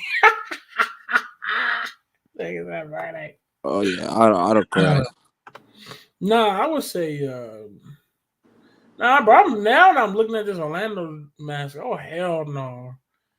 It really had boogers coming out of his nose. Oh nah, I'm good on that, G. I rock with it, man. I'm good on that. I think you need I think you need to look it up so you can take a quick look at it and realize how Nigga, how you go? Nigga, I know that mascot. shit ugly as hell. Yeah. But for me, my favorite one is actually the Spurs. That mascot is fire. See, Oh yeah, like the the Fox. Clippers logo is trash. Which one are you talking about? The Fox, the one Spurs mascot. Yeah, it's a coyote. Yeah. I said the Fox. I'm tripping. You good? I fuck with it because it's a tall, good wasted. Not fat, not a fat mascot. Uh, he ain't got no craziness to it. His eyes always look like he high as hell. And again, Which one nigga, you talking about? cool as hell. The coyote Oh yeah, mascot yeah. eyes look high as hell. Nigga, he ain't fat, nice and slim. You know what I'm saying? Swagged out with the coyote. He be chilling. He be good. If you really look at him versus the other ones, he be hella chilling. Now, Atlanta Hawks jersey, the Atlanta Hawks mascot, he that cool. He cool too. He cool too. Yeah. But you know one that's really slept on? Was slept on, and that's either the Suns one or the Nuggets. I rock with either or, man. I'm gonna try to get mascots in 2K this year. Hey, Flight, you know you can get mascots, right? I know how to know that. Yeah. Let me look at Bernie. I mean, Oh man, I'm joking. Uh, Let me that's look at Benny, man. Let me look at Benny. Uh, Benny, he no the cap. funniest. I'll be honest with you, bro. Yeah, I'll give you that. Yep. I think he's the funniest of all of them.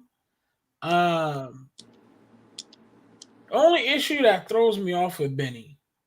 It is a good mascot, right? But y'all gotta understand what throws me off with Benny is that eyebrow. That big black eyebrow be throwing me off, bro. I don't know what it is. That eyebrow makes him look so suspicious, bro. Bro, the dude is comedic, funny. You know what I'm saying? Got the bull horns, you know what I'm saying? Red and black, saucy, swagged out, athletic, cool. But that eyebrows, bro, very suspect, bro. Very suspect. I'm sorry, y'all.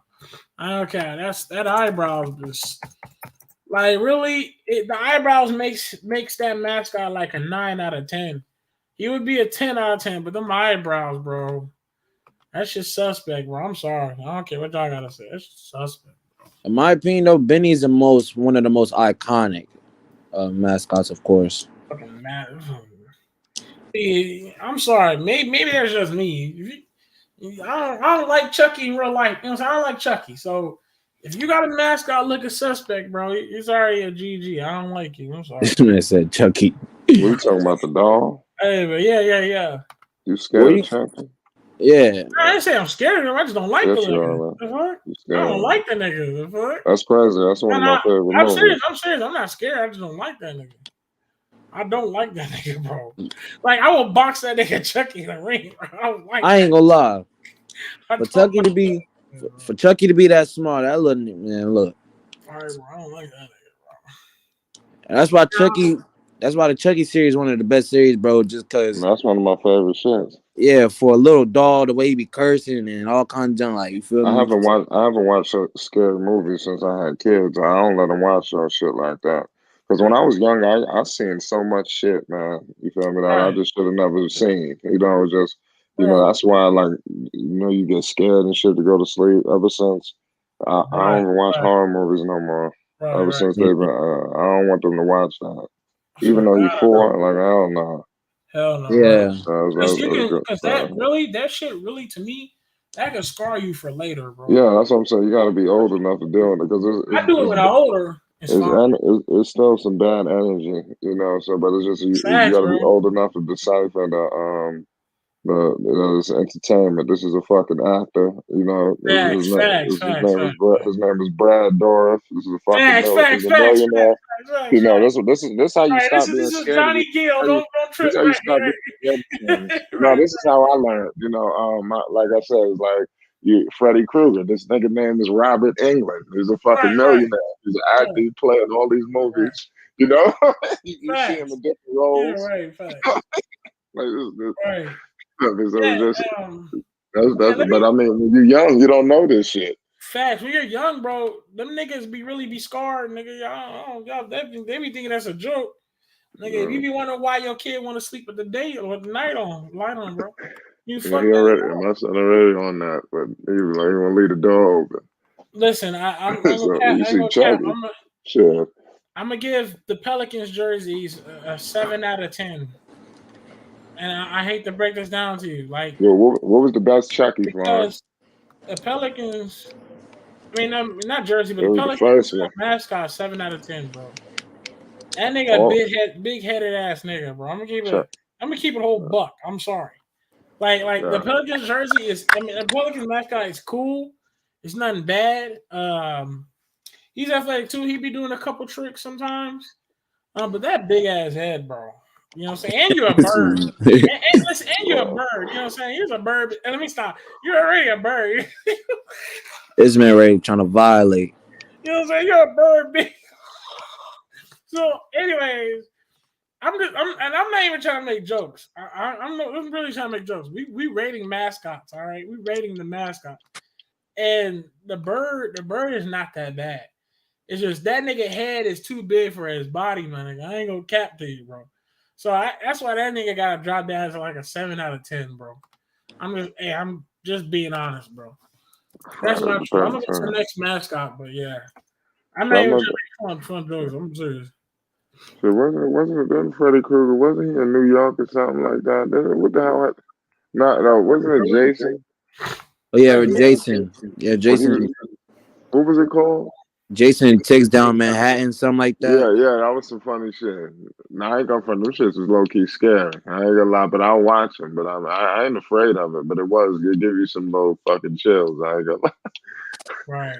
Yeah, they don't make movies like that no more. They don't come out with villains like that anymore. Oh, bro, you know what I mean? Movies not gonna be the same no more, dude.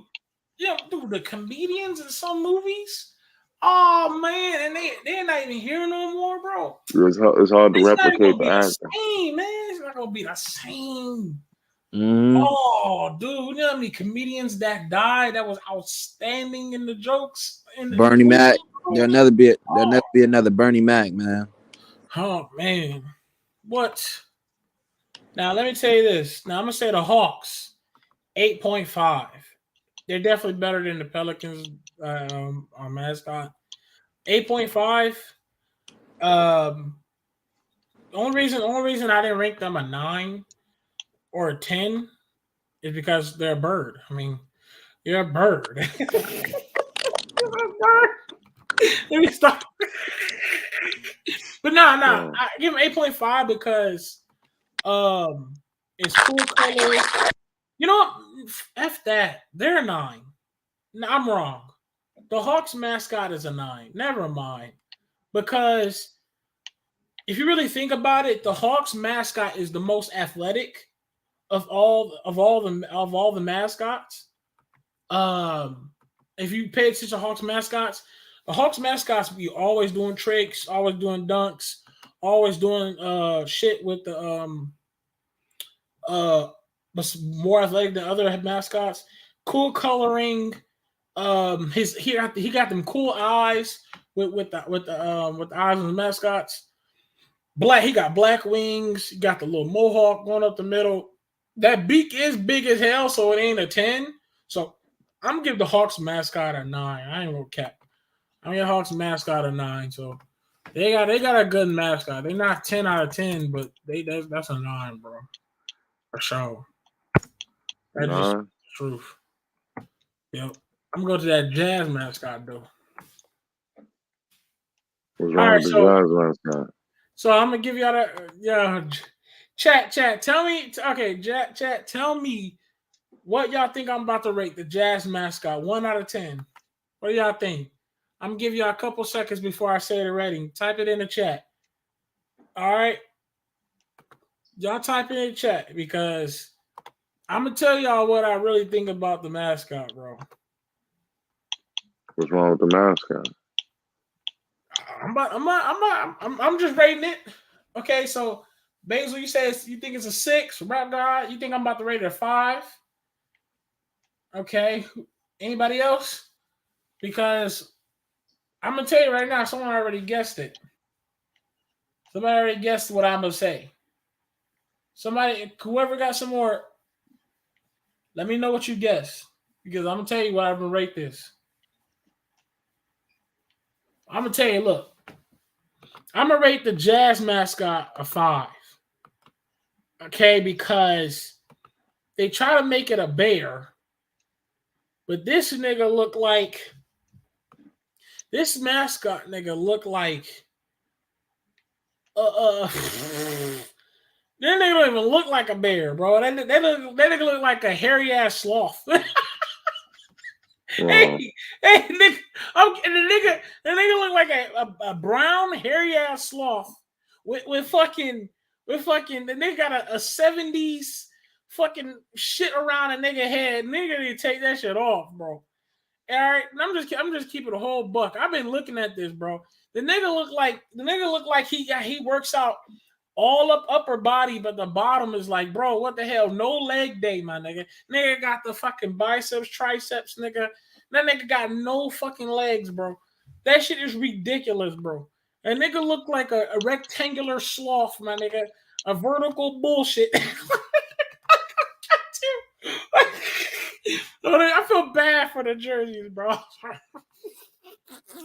I feel bad for the jerseys, bro. I mean, Jazz, bro. I'm sorry, bro.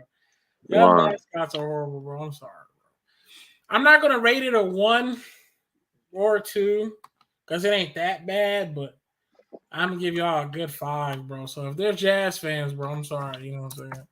I'm sorry, bro. Don't take it too personal, bro.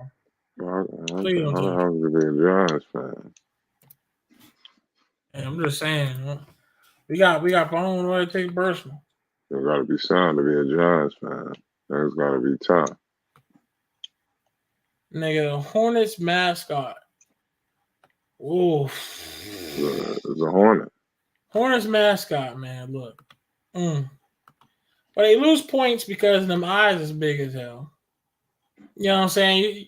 You could be really giving a kid a horrible fucking mindset, nigga, when he go to bed because that big ass eyes, bro. So you already lose points on there. I like the colors on the mascot. I like the little wings at the back. That's a vibe. It's a vibe. You know what I'm saying? I'm gonna give the Hornets mascot a 7.5. I'm gonna keep it a 7.5. 7.5 because it's not bad. It's actually a good vibe. They have good vibes. I think last time I seen a Charlotte Hornet mascot dance, they can dance too. Like the wings are cool as fuck. Of course, the good colors. The eyes threw me off, man. I'm gonna cap. The Hornets' eyes threw me off. So them eyes is weird. You could really put a kid in the fucking hospital with them eyes. Those are weird as hell. So those are minus points, bro. I'm sorry, bro. Just keeping a book. Yeah, that's crazy. So salute to everybody in the chat. Shout out Marv. We're in here cooking up. Let's politic and talking a little bit of basketball. Who won that game with the Chiefs? Do you know? Even over? I don't know. Let me see. That game even over?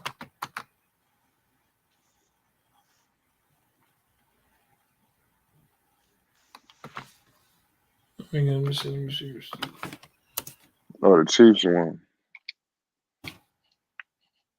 They barely won too. Yeah, well, Justin Herbert threw that interception. They barely won. Barely. Chargers must have put it to work. You think the Buffalo Bills can win it all? No. They always run into problems in the playoffs. Nah. Nah. They remind me of the 76ers. But they're just excited.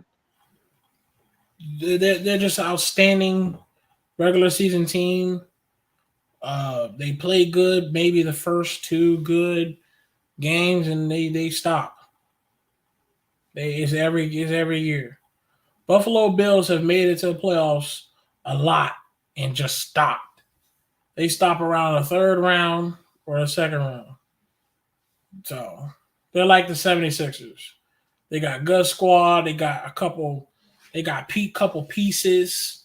You got that dynamic piece in what's his name? Diggs, Trey White, Josh Allen. They're a nice combo. I mean, triple threat, and every single time they stop around a third round. I remember the Bills did get really, really close, but they usually stop. They're like the 76ers, bro. They got pieces and they got talent. People keep saying they can win it all, but how many times have we said the Bills are gonna win it all? A lot. Because they always go to the playoffs and they always stop. I'm just keeping the whole balance. So I don't know why people keep trying to say Bills are gonna win it all. No, they're not. Do they have the team to do it? Sure, I'll give you that. Do they have a solid team? Good pieces, good bench, I guess. They got talent on that team, but they're not gonna go. They're not gonna win that Super Bowl.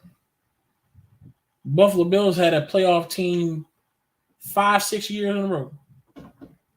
And not one single ring, so nope. Not gonna happen.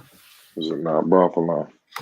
Yeah, when they get to the playoffs, it'll be some tough matchups. And they always lose to the Chiefs by some bullshit. He always lose at the last second. They lose at the last second. I ain't saying they ain't got a good squad, but they don't. How nice is their receiver? I forgot my man's name. I wrote it down. Diggs, yeah, Diggs. How nice is he?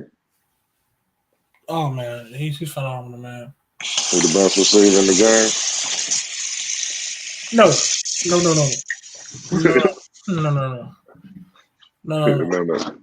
But he's good. But he's outstanding, phenomenal.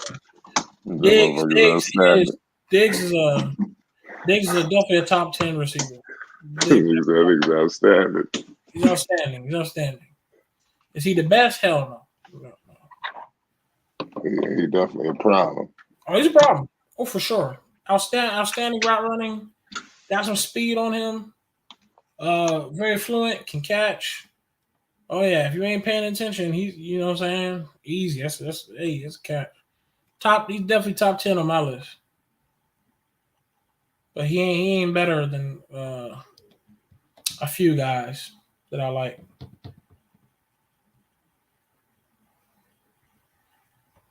Adams, you talking about Devontae Adams? Yeah, what up? The thing about Adams, what happened with him? Only reason I don't make Devontae Adams the best is because his speed. Devontae Adams is a good catcher. Slow. Route running. His route running is good. Now he ain't slow. He's just he could be a lot quicker if that makes sense. Like if he had Diggs' quickness, that nigga would be unstoppable. But he don't. Adams got it all. I mean, I think that's why Devontae Adams is like I think he is a 99 on Madden. The dude, amazing route running, great catching.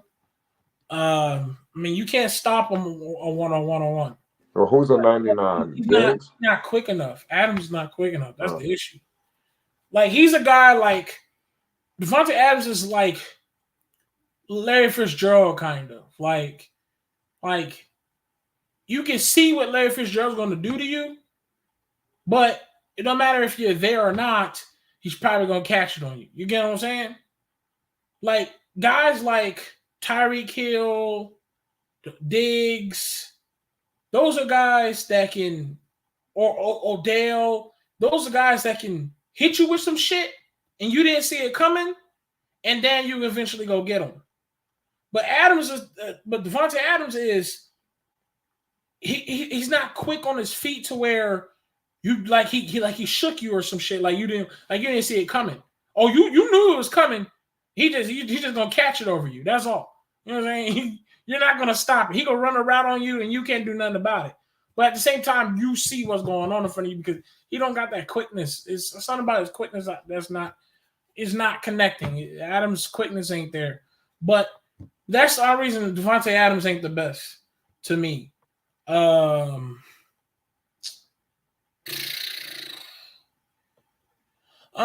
gotta get his speed on. I would say damn. Jefferson is definitely not the best. Basil. Jefferson's not the best. He's good. He's good. He said Chase for the Bengals. Not yet. Chase is good. He's a young breed, purebred horse. We'll see how it goes. We'll see what. I'm not going to jump on him too much. We'll see how he goes next season. I mean this season because I watched his first game against the Steelers because Steelers is my Baltimore Ravens rival, and the Bengals are in our conference too. So I had the chance to actually look at him after I watched my Ravens game. Chase is good. He's going to be good in this league. I have to see the consistency first because what I've seen from this week 1 of his next season, right? This is his sophomore season with the Bengals. I haven't seen much out of him, so we'll see how it goes. Oh, you love Stevens Basil? Okay, then you know what I'm saying. I don't like you, my guy. I'm sorry. You know what I'm saying. I'm gonna have to remove that moderator, man. I'm joking. I'm joking, bro. We're not. Yeah, I'm a Raven fan. Sorry, Basil. You know what I'm saying. We're not cool. Yeah, what's going on with Lamar? What you mean? Well, he went to go with that money. They're holding on that payment. Exactly what you just said. The money is what it is. That's all. Lamar trying to get paid. That's all. We'll see what the Ravens do. I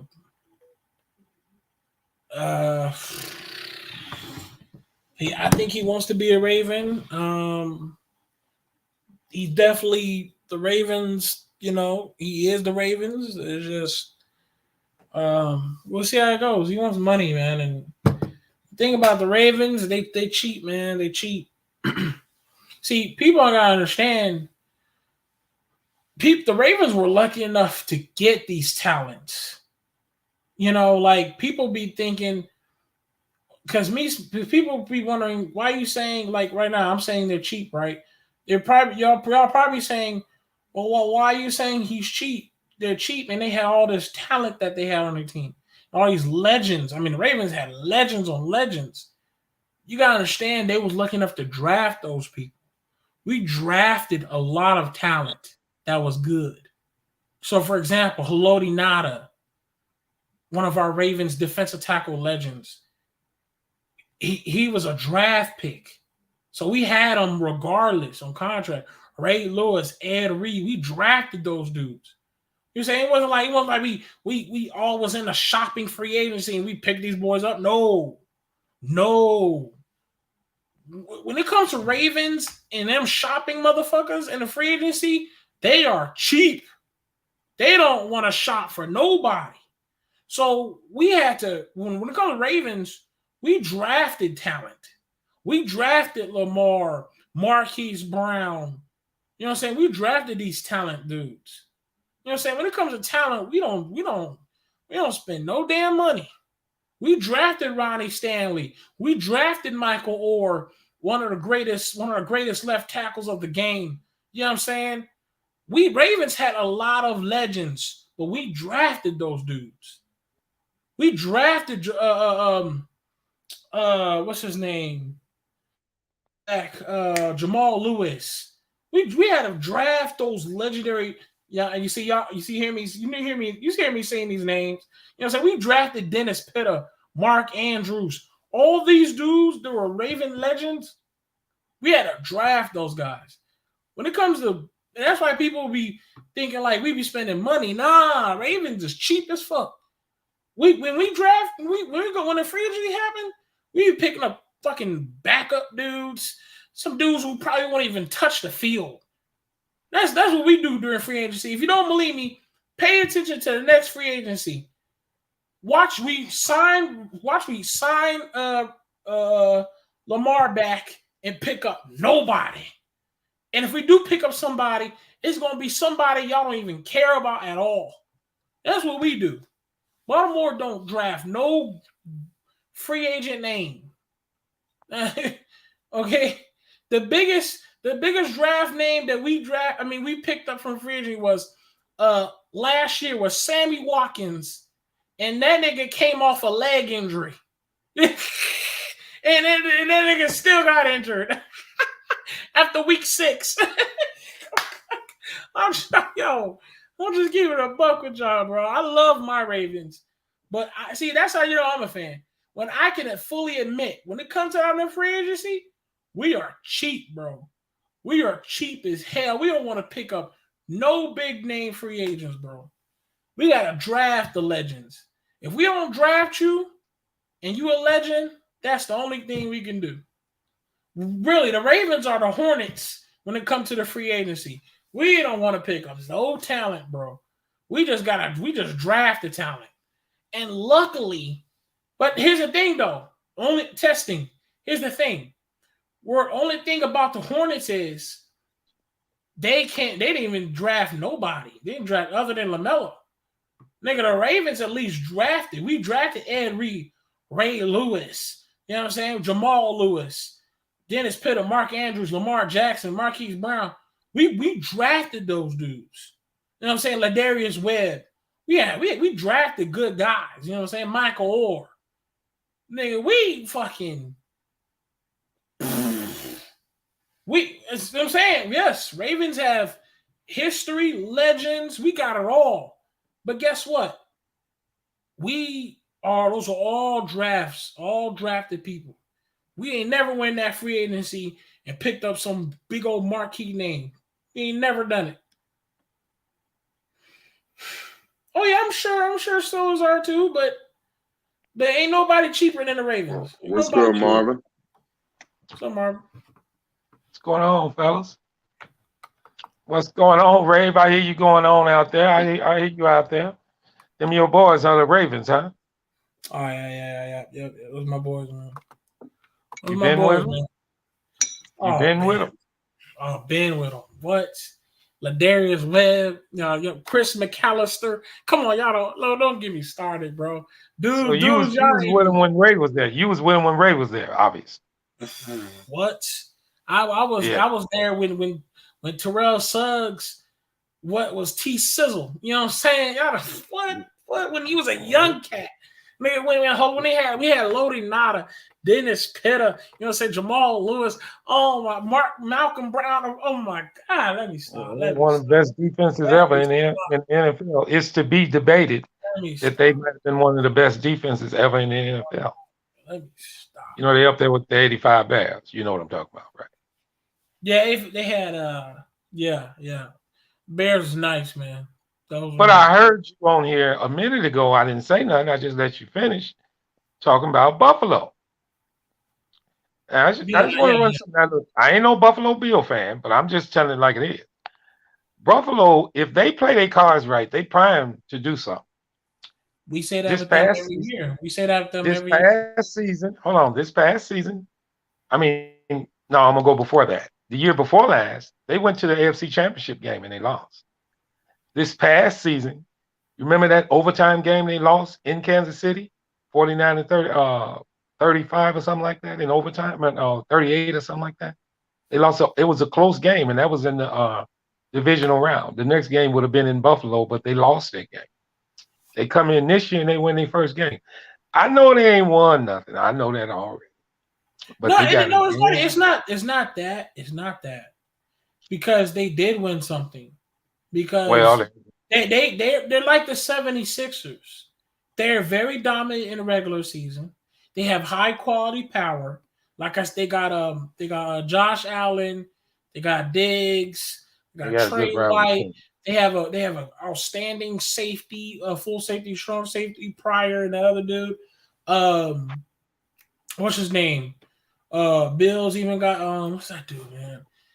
Bills have a solid tight end, but what I'm saying is they're like the 76ers to me. Like they've been a playoff team for the past 6-7 years. They always get past the first round, maybe the second round, but they always stop. And they just remind me, it's like It's something that's not connecting. Because I'm serious. Watch it again. Watch the Bills do they thing, be a top tier team. They go to the playoffs and they just stop. Maybe they're gonna win the first two rounds, and then they stop all the time. And people, Like people I are trying just to told you, Ray, hype they it went up to the about AFC. They went to the AFC Championship game year before last, and they this did. past season. And Wait, let me finish. Let okay, me finish. This past season, they lost that game to Kansas City in a Yep. barn burner on the road. Now, mind you, they still ain't. Both of these years, they ain't played at home. They know they have an advantage at home. So you're right. Playing in the regular season is their goal. And if they can get the best record in the AFC and be healthy, don't never doubt this young team. This ain't Jim Kelly and them, partner.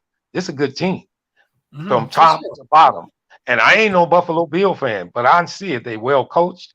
They got impact players at all positions, and they can play. Now I ain't saying they're gonna win it, but you making it seem like history. They get there and then been knocked out. No, I'm telling you, they lost on the road in the AFC Championship game a year, 2 years ago. No, a year ago, and they lost on the road in Kansas City, 42-36 in overtime. This past season. Now, if they was on the road again, they need to be at home. Now, I ain't saying they all world beaters, but they got a good rounded team. I like them. I said that they have a solid squad. They have talent, just like the 76ers.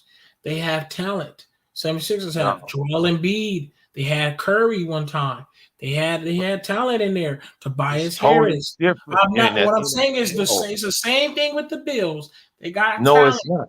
Bro, the in the Bills. NFL, Well, okay, what happened? What happened the year before? NFL, hold on. Listen to me. I'm gonna say this. You can go on. In the NFL, let me finish. Before that conference, okay, that they went to, what did they do before that conference? What the conference? Oh, they lost in the first round on the road at Houston. What they do the year before that? I ain't seen that. All I'm gonna say is this: they lost in the second round. You can continue.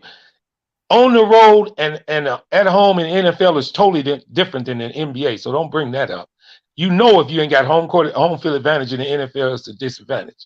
You know that. If you don't, then you don't know football. But it still don't matter. They lost in 2019 on the road at Houston. They lost the next year, 2020. They went to the AFC Championship game. Let me see where they were. 1 second. And then last year they lost on the road at Buffalo. I'm telling you right now. Now I'm happy they're in the AFC. I don't play them. They play y'all. Do they play y'all? No, they don't play y'all, do they? You're a Ravens fan, right? Yeah, but I didn't pay attention when the Bills played us. And the year before, in 20, they lost on the road in the AFC Championship game against Kansas City. See, they still ain't had that final game at home. The Ravens play the Bills soon, October 2nd. Play the Bills soon. Oh, okay. Mm-hmm. Well, then we're gonna see really how good they are, huh? You're trying to be funny. No, I'm not. I'm just telling you. You better not shy on that game. Buffalo is decent. No. Listen, Buffalo whooped our ass when we went past the first round with Lamar Jackson. In the second round, Buffalo put a hurt on us. So we definitely know what's going on. We definitely know they're a squad. I never said they're not a squad. They just remind me of the 76ers. Why? Because it's been a consistent basis where they lost in the first round, lost in the second round, lost in the third round. Last year, conference finals. And like I said, for the past 5, 6, 7 years, the Bills they have a great day. Outstanding, went past the regular season, great record, solid playoff team, championship team. And then every single time they stop. They just stop every time, whether it's the second round, the third round, or the first round, they just stop. And maybe I don't know what's not pushing them above the hump. That's all I'm saying with them. That's the same thing. That's why I say I'm the same thing with 76ers. Because 76ers, they have talent. They always destroy the regular season. And the 76ers, they might win the first round, second round, and they stop. That's all I'm saying. That's what they remind me of. They're like the 76ers of basketball. I just told you that NBA can't be compared to NFL when you're playing on the road. You know that I already. know. So I'm just we saying. can end that conversation. When you on the road in the playoffs, I in the got that. NFL, I know. it's totally different than a 5-game series in baseball. Totally agree. Come on, I you know understand. that. I You know that. understand. And listen to the teams. I just told you, the first year now Josh Allen only been with him 4 years. This is including 5 years, including this year. And 3 of those years I just mentioned to you. Remember, Yeah, I we told you did. that I'm just giving you Yeah. the numbers on this team. I'm No, you're telling you, right. You're right. No, I you're right. know good football teams when I see them, and they on the cusp. You're Listen to right. this. You're right. In 2019, it was his second year. That's when they lost in the first round on the road at Tennessee. 2020, his third year in the league, they went to the AFC Championship game.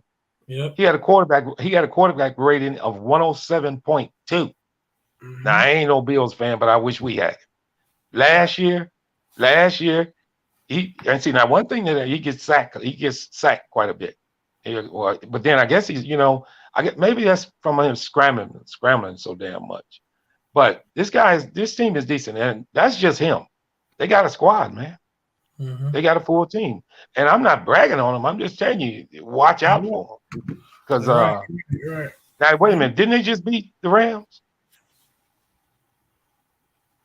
Yeah. Wasn't them who beat the Rams? Mm-hmm. Beat them up pretty bad, didn't they? I mean, yeah, they're another good team. Yeah. Rams were struggling though, but it's okay. No, but Well, you're they right. didn't know that. They didn't know that. Yeah, you're right. No, you're right. No, still, They yeah. didn't know they had just won a It's still Super Bowl. And it great was the first game of the season. No, you're right. It's still a great win. Still a great win. Yeah. You're right. To win that game was big for them. At LA, hell yeah. To beat the Super Bowl champs. Yeah. I wish Dex was on here. I know he don't like to talk about his Cowboys, but I got some things I want because I'm in Dallas. Don't bring up them Cowboys. Them Cowboys done. GG's to that. No, man, don't say that, man. They're don't done. do them like that. Don't do them like that. What don't do you mean? Do it ain't even just this year. It's every year. The Cowboys fans are always thinking they going to the Super Bowl. They not. They always, we're going to Super Bowl. We're going to Super Bowl. No, you're not. Cowboys fans love to say they going to Super Bowl. No, y'all not. No, y'all not. Y'all better hope y'all make it to the playoffs. Stop doing that. Well, a lot of people didn't know the Cowboys had put a lot of money in that team last year. And you had to cut costs. You let a couple of the guys go. You had to cut costs. And sometimes when you cut costs, you lose talent. They had the money. They had the money. A lot of money last year, bro. Come on, you know what, bro. You know what, dude. What's his name, dude? What I forget his name. Play for who? What's his name? Who does he play for? Jerry. Nigga, Jerry. Jerry Jones? Cowboys owner. Yeah, man, dude, come on. You know where he sleeps? Come on, man. Multi-millionaire mansion. Come on, cut it out. That mansion big as hell. He old as hell. His living room is the size of 2 houses. Come on, cut it out. Cut it out, man. That man. Jerry's a player. He's a player's owner, though. He's a player's owner. I know, but they can easily pay them. They can easily pay them boys, man. That's all I'm saying. Easily. They can pay I had to calm some of my people down about the Bears. You know, I'm a Bear fan, all Chicago on my end. I'm like, listen, dude, they won a good game, but the Bears is a long way away. But one thing I can say about the Bears is this: we're doing it right. We didn't cut costs. And we got Justin. We didn't cut costs. Next year, we're gonna have about $40 million under the cap. See, we banking on next year. So I tell people all the time: any game we win now is a plus for going forward. Because they look terrible in that first half. I don't give a damn with nobody. They look terrible in that first half against 49ers. Now, I do give them credit because they made some hellified adjustments. And he just outcoached Shanahan in the second half. And the Bears defense played pretty well. Lamont, no. I understand. That's what you're fighting for. For sure. The end goal is the Super Bowl. should believe in going to the Super Bowl. I believe my Ravens go to the Super Bowl. But you have to understand how the Cowboys are. They are Well, very delusional. Like well, he said very delusional. he said the Cowboys going to Super Bowl.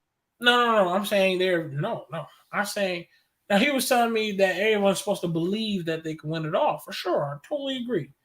But when it comes to the Cowboys, boy, them boys are delusional. You don't hear no other teams. We're going to the Super Bowl. We're going to the Super Bowl. We're going to the Super Bowl. That's Cowboys fans, bro. And they're delusional, bro. Man, I live here. Rave, you just talking. I see it every year. I got a partner. I got a partner of mine who's a diehard car, but he's more realistic though. He's more realistic with his though, so I can say. At least somebody realistic. But he be pissed off. That don't mean he don't be pissed off. I mean, they've been having good teams. They just, I don't know why. It just seemed like they snake bit or some shit. Yeah, Cowboys got some talent too, man. That's another team that got weapons, man. It's another team that got weapons. What you think about that boy over there in Minnesota, Jefferson? That wide receiver. That boy cold-blooded right there. Yeah, he is. You know, we'll see. He's young. I heard you talking about Adams too. You know he had 144 yards in this game. You know he had 144 receiving yards with the Raiders in it. Well, he played with the Raiders, right? Yeah, in his first game. Devontae Adams good too. Oh, he's good too. Sure, he's good. For sure. Man, you like the Packers? He's not quick enough. Do you like the Packers? I question Aaron Rodgers' leadership sometimes. I think Aaron Rodgers is an outstanding quarterback. If you have Aaron Rodgers as your quarterback, you should be able to do great things because the man's accuracy is on point. And he is to me, Aaron Rodgers definitely should be going to the Hall of Fame. Because he's done it for so long. He's been throwing for a generation now. He's been doing his thing. So Aaron Rodgers is a good team. Is a good player. They have Alexander. Who's that other corner? Stokes. They got Stokes. He's good too at that corner spot. They got two good corners. It's really, really good. They got a real good safety. I can't remember his name right now. They have those two running backs, Dylan and what's the other name? What's the dude's other name? I'm finna get it. They got two running backs that's good. It's Dylan and not Adams. It's who for Minnesota? No, Packers. Oh, the Packers. They got some young cat now. I'm finna bring them up. Yeah, they got those two running backs. Jones. That's Jones? Yeah, I think no, he didn't get enough touches last week. They were talking about that. The Packers, they got two good running backs I like. Dillian, and what's the other dude name? They got Aaron Jones and AJ Dillon. Okay, Aaron Jones. Okay, yeah. Aaron Jones, he's good. Dillian, they got two good running backs. So that's fire. They got Stokes. They lost one of them Smith. They lost one of them Smith twins on the defense though. Yeah, I think he went to, I can't remember who they say he went to. He had a sack in week 1. They lost. But the only thing I say about that is Aaron Rodgers. Yeah. Aaron Rodgers. Now I can't stand this. That's why I don't know if you realize the way I asked you, do you like the Packers? Because I was finna go crazy. I can't stand the fucking Packers. They didn't beat our ass so many times. I'm sick of their ass. They're not a team I pay attention to. They're not. It's not that I hate them. I don't care for them. If that makes sense. I don't hate them. And like you have more of a issue because you see them more and we don't. Yeah, twice a year. But that's why I'm finna ask you. Who is your rival over there in the AFC? Pittsburgh? Yeah, Steelers. Yep, you can't stand them. You do like Pittsburgh, huh? I can't stand them. Can't stand them. That's not a question. That's not What a. Mitch gonna do to y'all, man? Mitch might get I ain't out gonna, of I ain't y'all gonna this cap. year. I ain't gonna cap, man. I was at work one time, and this is no joke. I ain't making it up. I was at work one time, and there was Stiller fan came in. He had a little Stiller gear. I ain't gonna cap. I told the boss, can you please come in front of me, bro? Cause I ain't gonna cap. I was about to let him have it, bro. I was about to get up in his face like, "What's good? What's up?" That's a damn shame. Bro. See, I have a Ravens keychain that's I wear it all around my neck all the time. And you know what I'm saying? I was about to just let him see it, like, yo, what's good? What's good? You know what I'm saying? Like, I can't stand him, bro. It's not happening, Yeah, bro. man. Can't That's what stand I'm him. talking about. That's why I told you how I felt about Green Bay. You know, I knew you had a rival. Can't stand them. Yeah, Miami Dolphins. What you think of them young boys, man? Tua Tagovailoa. And they got Tariq Hill. Tua's not good enough. Their That's all. defense is probably And something. maybe it was because of the injury he had a while back. And sometimes you know how injuries go. Sometimes you can't turn back to that same unbeatable player that you looked like once before. You know, sometimes that happens. And ever since that injury, Tua, I don't know what it is. He underthrows it every single time, and he's always missing somebody. I'm watching Tyreek Hill and Waddle get open on plays, and Waddle and Tyreek Hill is like frustrated because Tyreek Hill will get open and he's fast, right? And he'll get open and he'll hit him. So Tyreek Hill will be like, okay, yeah, you hit me. Thank you. But guess what? Waddle's like, nah, I was open too. And it's hard because with that much speed on your team, you can dangerously get somebody. But at the same Yeah, they time, won. at the same time, there's only one football. And Waddle is a beast, man. He's a I know. beast. He's from These boys gonna be, Alabama. Listen, you yeah. already know he's a beast because he's from Bama, right? College Alabama. And he's a beast. And he got that Bama attitude. He wants the ball. Then you got they just signed Tyreek Hill for a huge contract. So you gotta force feed Tyreek Hill because you want him to be happy. So at the same time, I feel like it's gonna hurt him in a way. Well, And, they and, and look good in it's not like they don't like each other. No, listen to all the Dolphins fans. They all say people don't understand how bad the Patriots are. Patriots are a bad team. Belichick is a great coach. He still makes good schemes. I watched him do good schemes against the Dolphins. But no matter how much schemes you write up, you still need the talent. And right now, the Patriots ain't good at all. Well, I say this: Miami's in the and they only put up. division. Remember, they only put up 13 points against them, and they Against won. who? No, they put up 20. My bad, they put up 20. Who you talking about? The Dolphins against the Patriots. They only scored one offensive touch. No, they scored one defensive touchdown.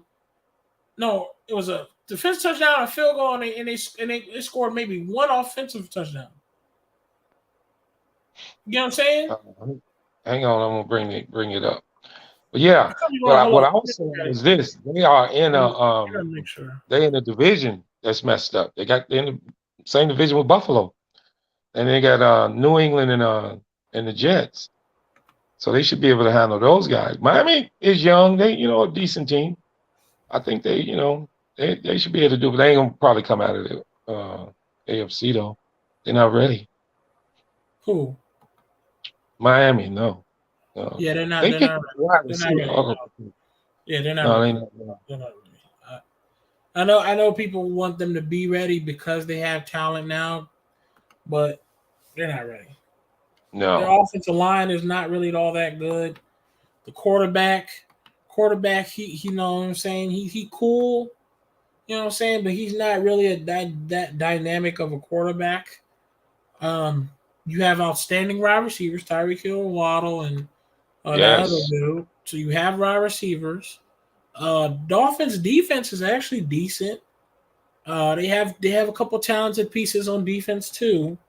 Yeah. But it's They're a but young team. their team is nothing that's like, oh my god, run for your No, life. You know what I'm saying? They're but not they that. might sneak up on somebody. They could sneak up on somebody. If they play Oh well and yeah, get for a home sure. game, If you got Tyreek Hill, you can sneak on anybody. You know. you really with him, you ain't sneaking up on no damn body to be exact. Because everybody got to look out for his ass. Mm-hmm. You know, a team I've been intrigued with this early in the year. And I knew they were going to be decent when they made this deal, and that's the Colts with Matt Ryan. That's a Yeah. well-rounded team over there too. No, hell no. You don't Hell, like them, Matt man? I Ryan, hell no. I like him, man. He fit well with this team. Matt Ryan, maybe he might do better on the team. He But gonna do what better on I this know from team. Matt Ryan on the Falcons, man, it's about time they get rid of him. And Now, why? it's nothing wrong with his past history because when in his prime he was a good quarterback, but Now you talking now about a hell of a quarterback. he's getting older and he's like, bro, I'm good. I'm sorry, he's old, bro. He's good. The Matt Colts Ryan is lost. he, The Colts Matt lost, Ryan right? been all right. They lost. They lost. I'm not mistaken. They lost. I'm not Yeah, mistaken. he never took them nowhere. They lost in the playoffs every year. That's what I'm saying. They Matt Ryan is. I mean, he will always be a part of the NFL because he's been there for so long. You know, it's crazy when players are really not that good, but they are part of history, man. Matt Ryan's always going to be a part of the NFL. He's been in the NFL for so long. He's given us the years, the loyalty, and he at one point he was a good quality quarterback, but right now, Matt Ryan ain't good at all, bro. Yeah, I think he's still all right. He last year he threw for 3,900 yards, 17 touchdowns. Oh, hold on, let me check his touchdowns. Uh, he threw for 20 touchdowns, 12 interceptions last year. That ain't too bad. I mean, you know, but the Colts only needed very little. And who was their quarterback last year? Was it Brisker? Who was the Colts quarterback last year? The Colts Yeah, got a good team, man. Colts have they have a good run. I don't know about a good team, but they have a good run game. Uh, their defense Well coached. Well defense is coached. fine. Their defense well coached for sure. Yeah, well coached, very well coached. Yes. Very. I like their defense, well-rounded defense. Um, Yeah. As long as Matt Ryan don't make Now, some major mistakes, let me he can say help them. something. I'm saying something about the Colts. Colts. Oh, Dwight Freeney. I think that's his name. Yeah. Yeah. Colts. Dwight Freeney about 300 million. What? Dwight Freeney. Yes, he is the last remaining linebacker that He's still on the roster? that had what Ray Lewis and Patrick Williams and Bobby Wagner when he was in his prime, when all those outstanding and Brian Urlacher, you know those stud linebackers, Yeah, bro. Urlacher, Ray Lewis, what's his name, Signature. Patrick Williams, Kuckley, those are stud, purebred horseback middle linebackers that could do it all. Dwight Freeney does it all. Dwight Freeney is always there on the defense. Dwight Freeney is the leader. Dwight Freeney be playing safety. He played the run. He played a run defense. He the edge rusher. He the middle linebacker. Dwight Freeney is everywhere on that field. That's why I say they owe him about $300 million. That man Dwight Freeney is the last breed of a pure stone cold, don't care that will knock your head off. Pure dominant athlete, period, linebacker that's still left in this in the NFL. That His man, motor never stopped running. His motor never stopped running. That boy was. yes, he's always there. He's never hurt. He's at every practice. There's no issues. He Marvin.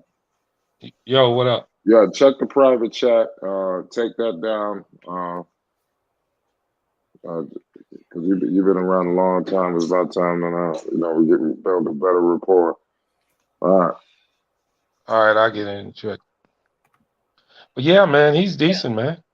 Come on. That's what I'm saying. They owe him. If I was him, I would tell the coach, you give me $300 million right now. Because the man, you can't find him nowhere else. There's no Ray Lewis retired. Patrick Williams don't play no more. What's his name? Kuechly is retired.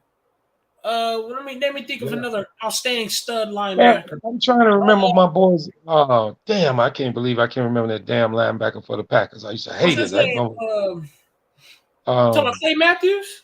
Yeah, man. Damn. Yeah, boy, he took a dip. He's another stud that took a dip and not anymore. He was a bad boy. He was a beast, right? No, I remember that was cold. He was a beast. What's and his he wreaked name? havoc against us for years. What's his name? The Seahawks middle linebacker.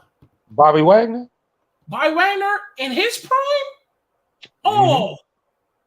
And I'm like, dude, if you're the last breed of those core thunderheads that will knock your head off, the speed of a cheetah, the strength of multiple men, the dude had everything. There is not a single tackle the Colts do and Dwight Freeney ain't there. There's not a single one. There's not a single catch thrown. Somehow you see, I'm like, you like, hold up. Didn't Dwight Freeney just blitz the quarterback? When the quarterback threw it, you see Dwight Freeney already out there trying to catch the interception. I'm like, wait a minute. Hold on. Not to cut you off, I got to ask you this. Aaron Donald, Dwight Freeney. They play two different positions, though. That's all. No, not necessarily. Aaron Donald play all the way across that line. I know, but they're just two different things. They're two different things. And you don't see Aaron Donald dropping in coverage. No, he's strictly pass rush. That's what I'm saying. I mean, they might drop him in a zone cover look 1 or 2 times, but his worth is rushing the quarterback, bro. That's what I'm saying. Dwight Freeney doing more than that. He rushing the quarterback, covering the wide receivers, covering the tight ends, picking up on people.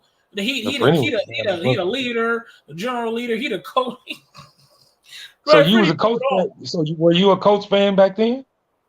No. I have respect. I just have respect for him.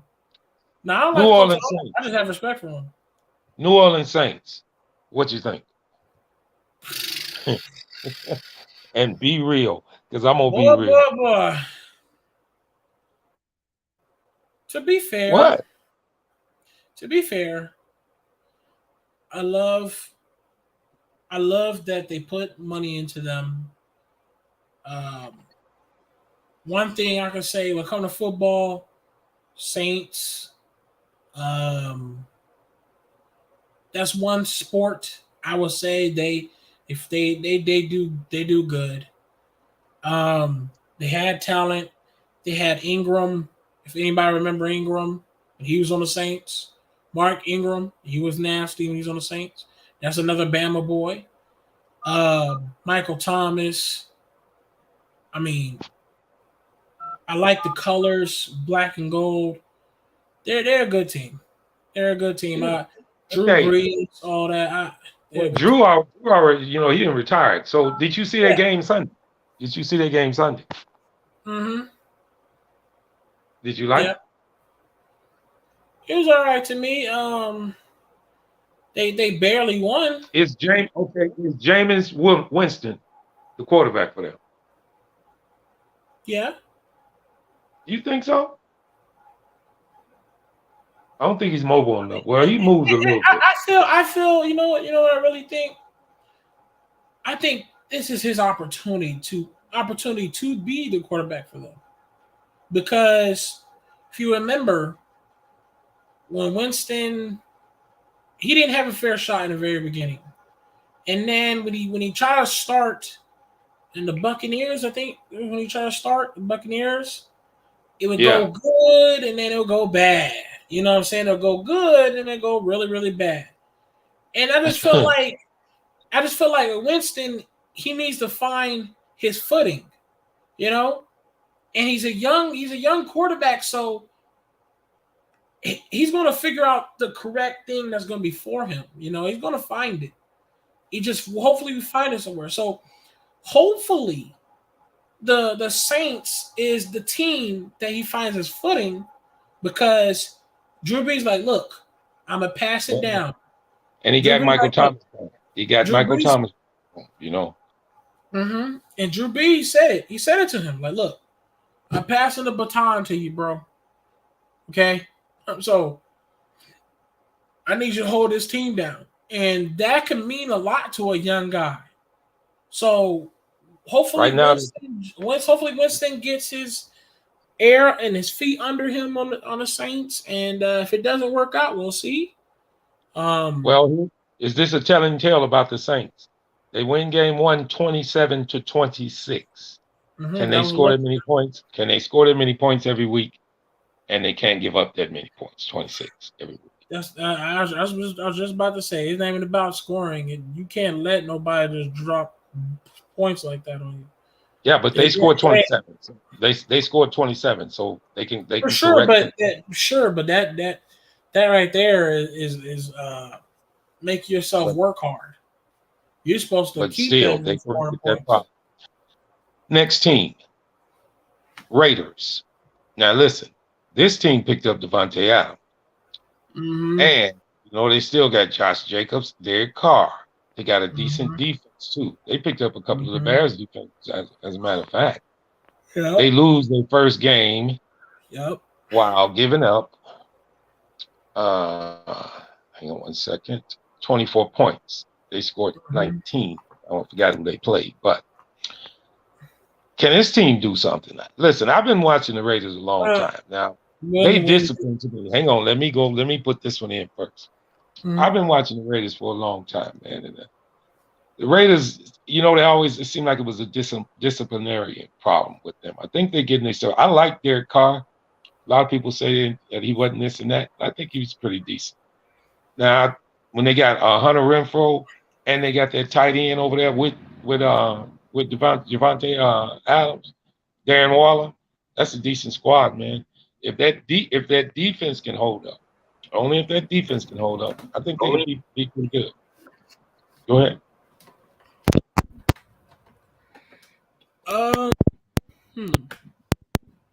It's hard to say because I don't know how many people from California listening. I'm from Oakland, You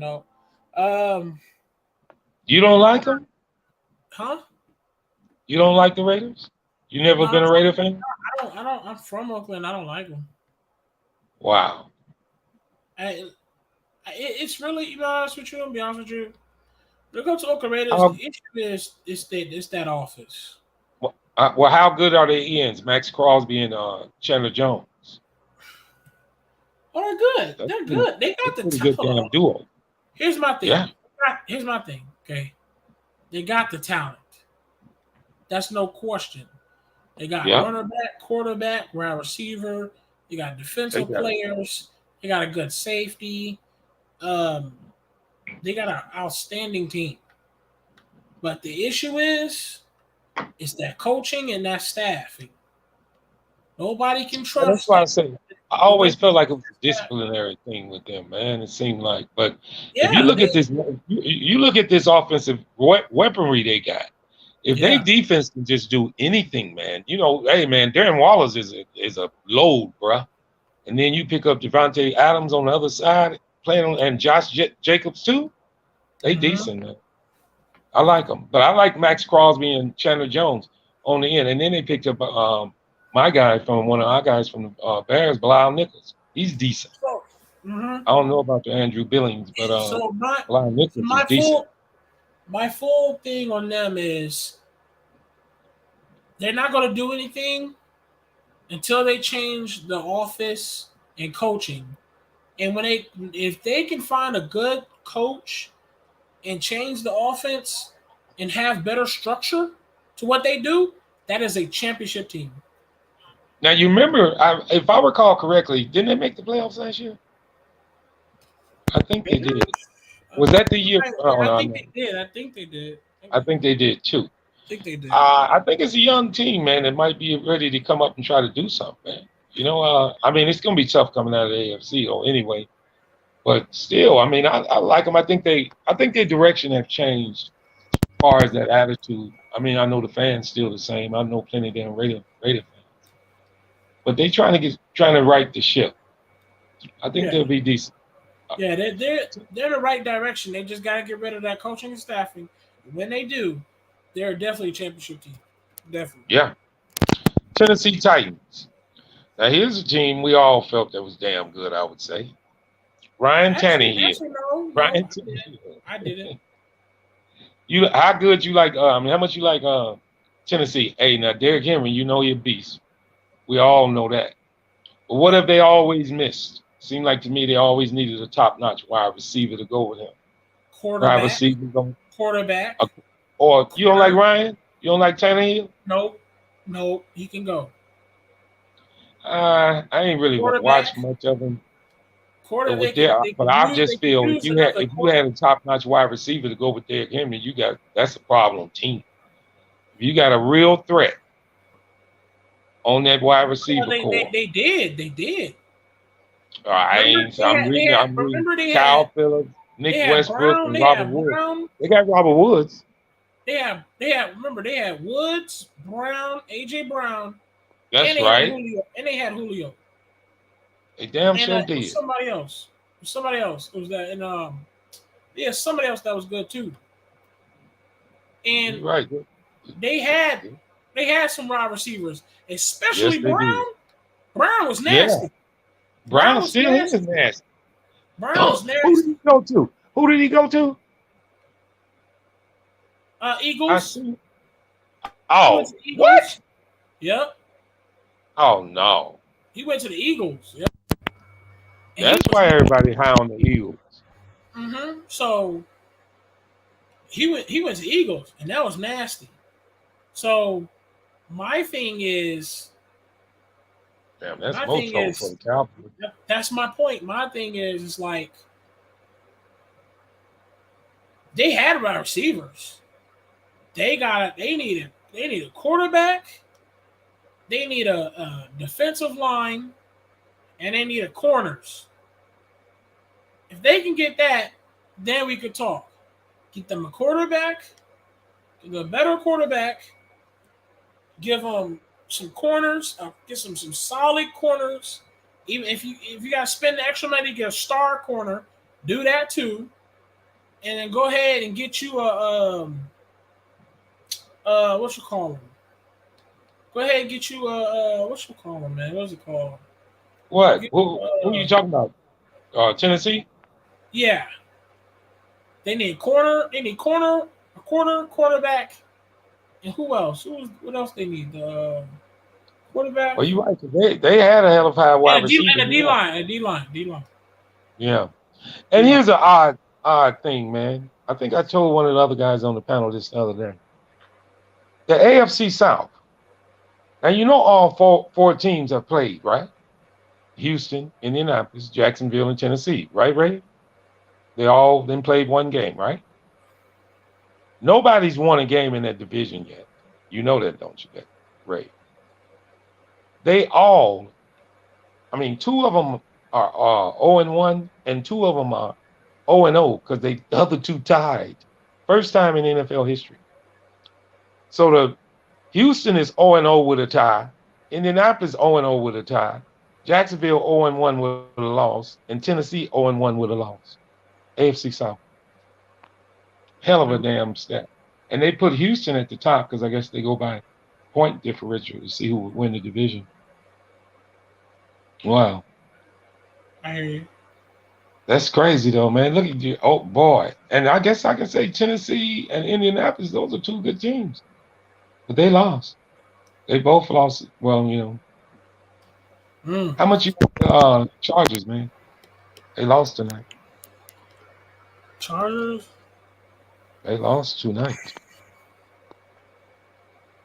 Chargers I got like the 10. Chargers. I Chargers like the got Chargers. I 10. like the quarterback. Yeah, they good. I'm not overhyping it like everybody wants to do. What Um, for the Chargers? I don't. I don't. I have no disrespect to them. I have no issues with them. We'll see what they do. They could use. I think Chargers could use another wide receiver. Man, they got a good ass team. I'm bringing them up now. They got a good They team. got a good team, but they one of them teams that just seem like they get right there, man, and then they just don't get there. I'm like, what the hell? They just can't get all the way there, man. I like the Chargers though, man. Let me bring them up because I want to see what they did last year. I think they Yeah, were in the I playoffs ain't last tripping on them.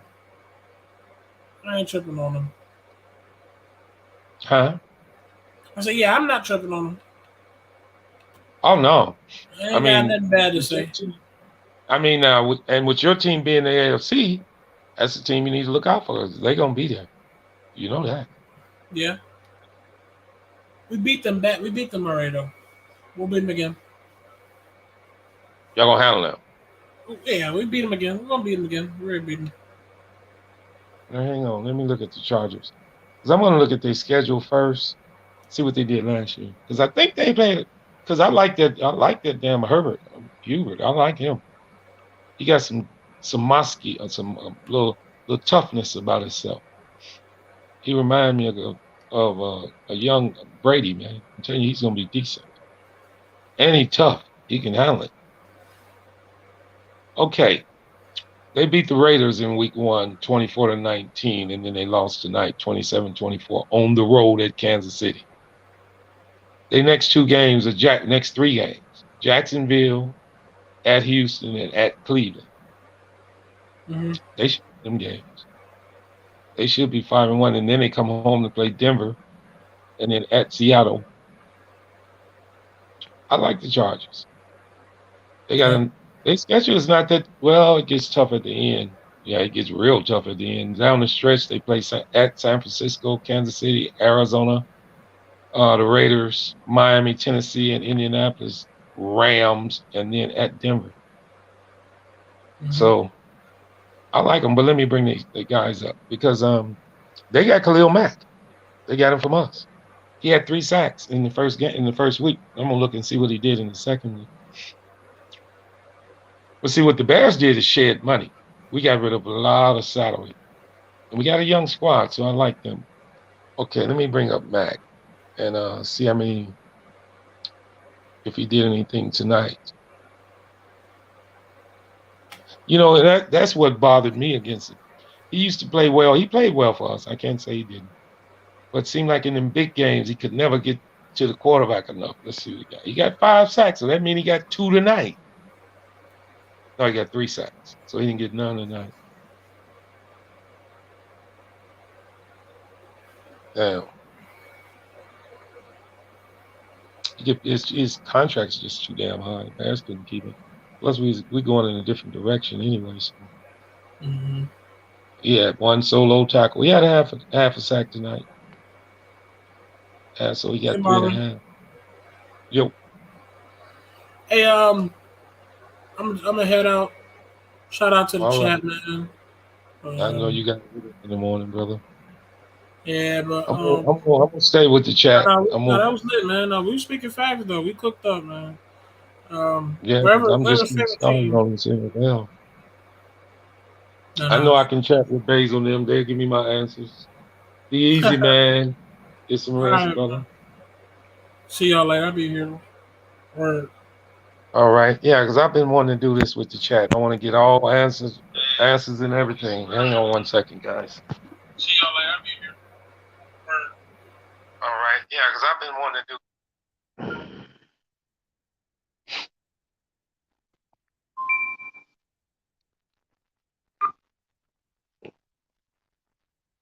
Basil, let me know who your team is, man.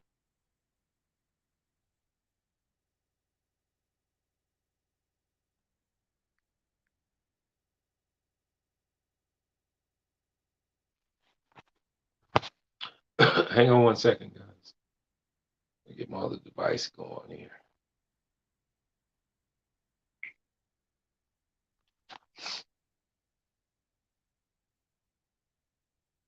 I got a question for you guys before we even get started doing any damn thing.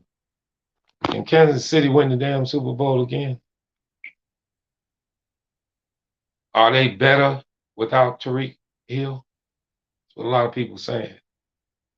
Come on now, you don't get better with losing a player like that, do you?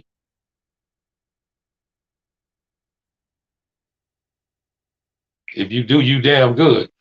Well, you got some damn good coaches on your team.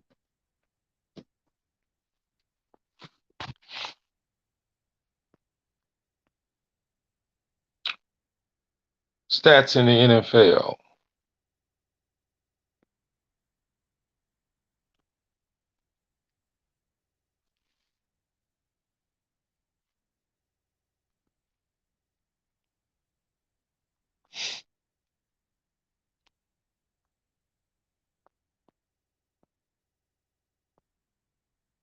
I guess Patrick Mahomes would be leading. Well, I guess this is after 2 games. 360 yards in passing. Matt Ryan, see? 352-yard passing. Saquon, is he decent? 164 yards rushing in week 1. Taylor out of Indianapolis. That's what I was telling him about Matt Ryan and Taylor together. He had 161. Swift out of Detroit with 144. That was sweet. How about that youngster out of Minnesota, Jefferson? 184 yards in week 1. A.J. Brown for Philly come in at 155. And Devontae Adams, 141. I like Chase out of Cincinnati, and here come Cooper Kupp, 129.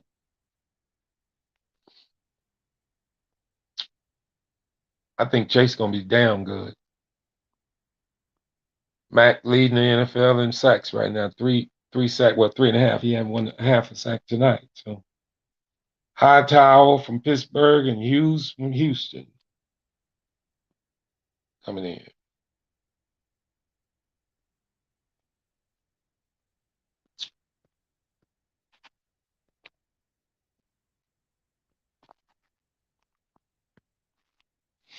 So who gonna win it, guys? NFL. Too early to call it, fellas. I'm telling y'all that right now. Don't try it. Anything can happen in this shit. All these games. Too many games on the slate.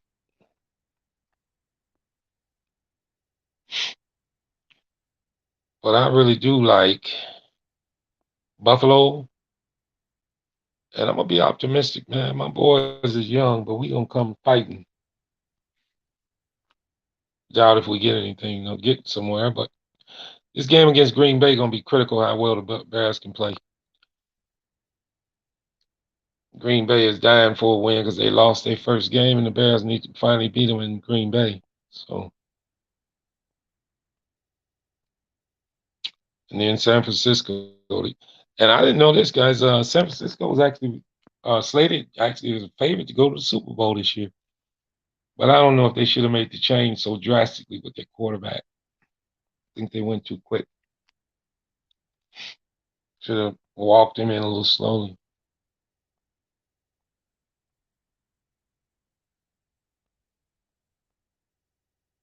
So how good is Philly? I guess we all want to know, huh? Philly might be decent, guys. If Jalen Hurts can get his shit together, he might do something. Philly is not bad at all.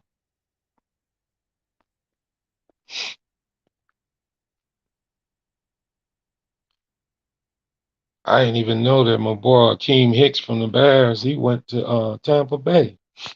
I forgot he went over there, and that team there is decent.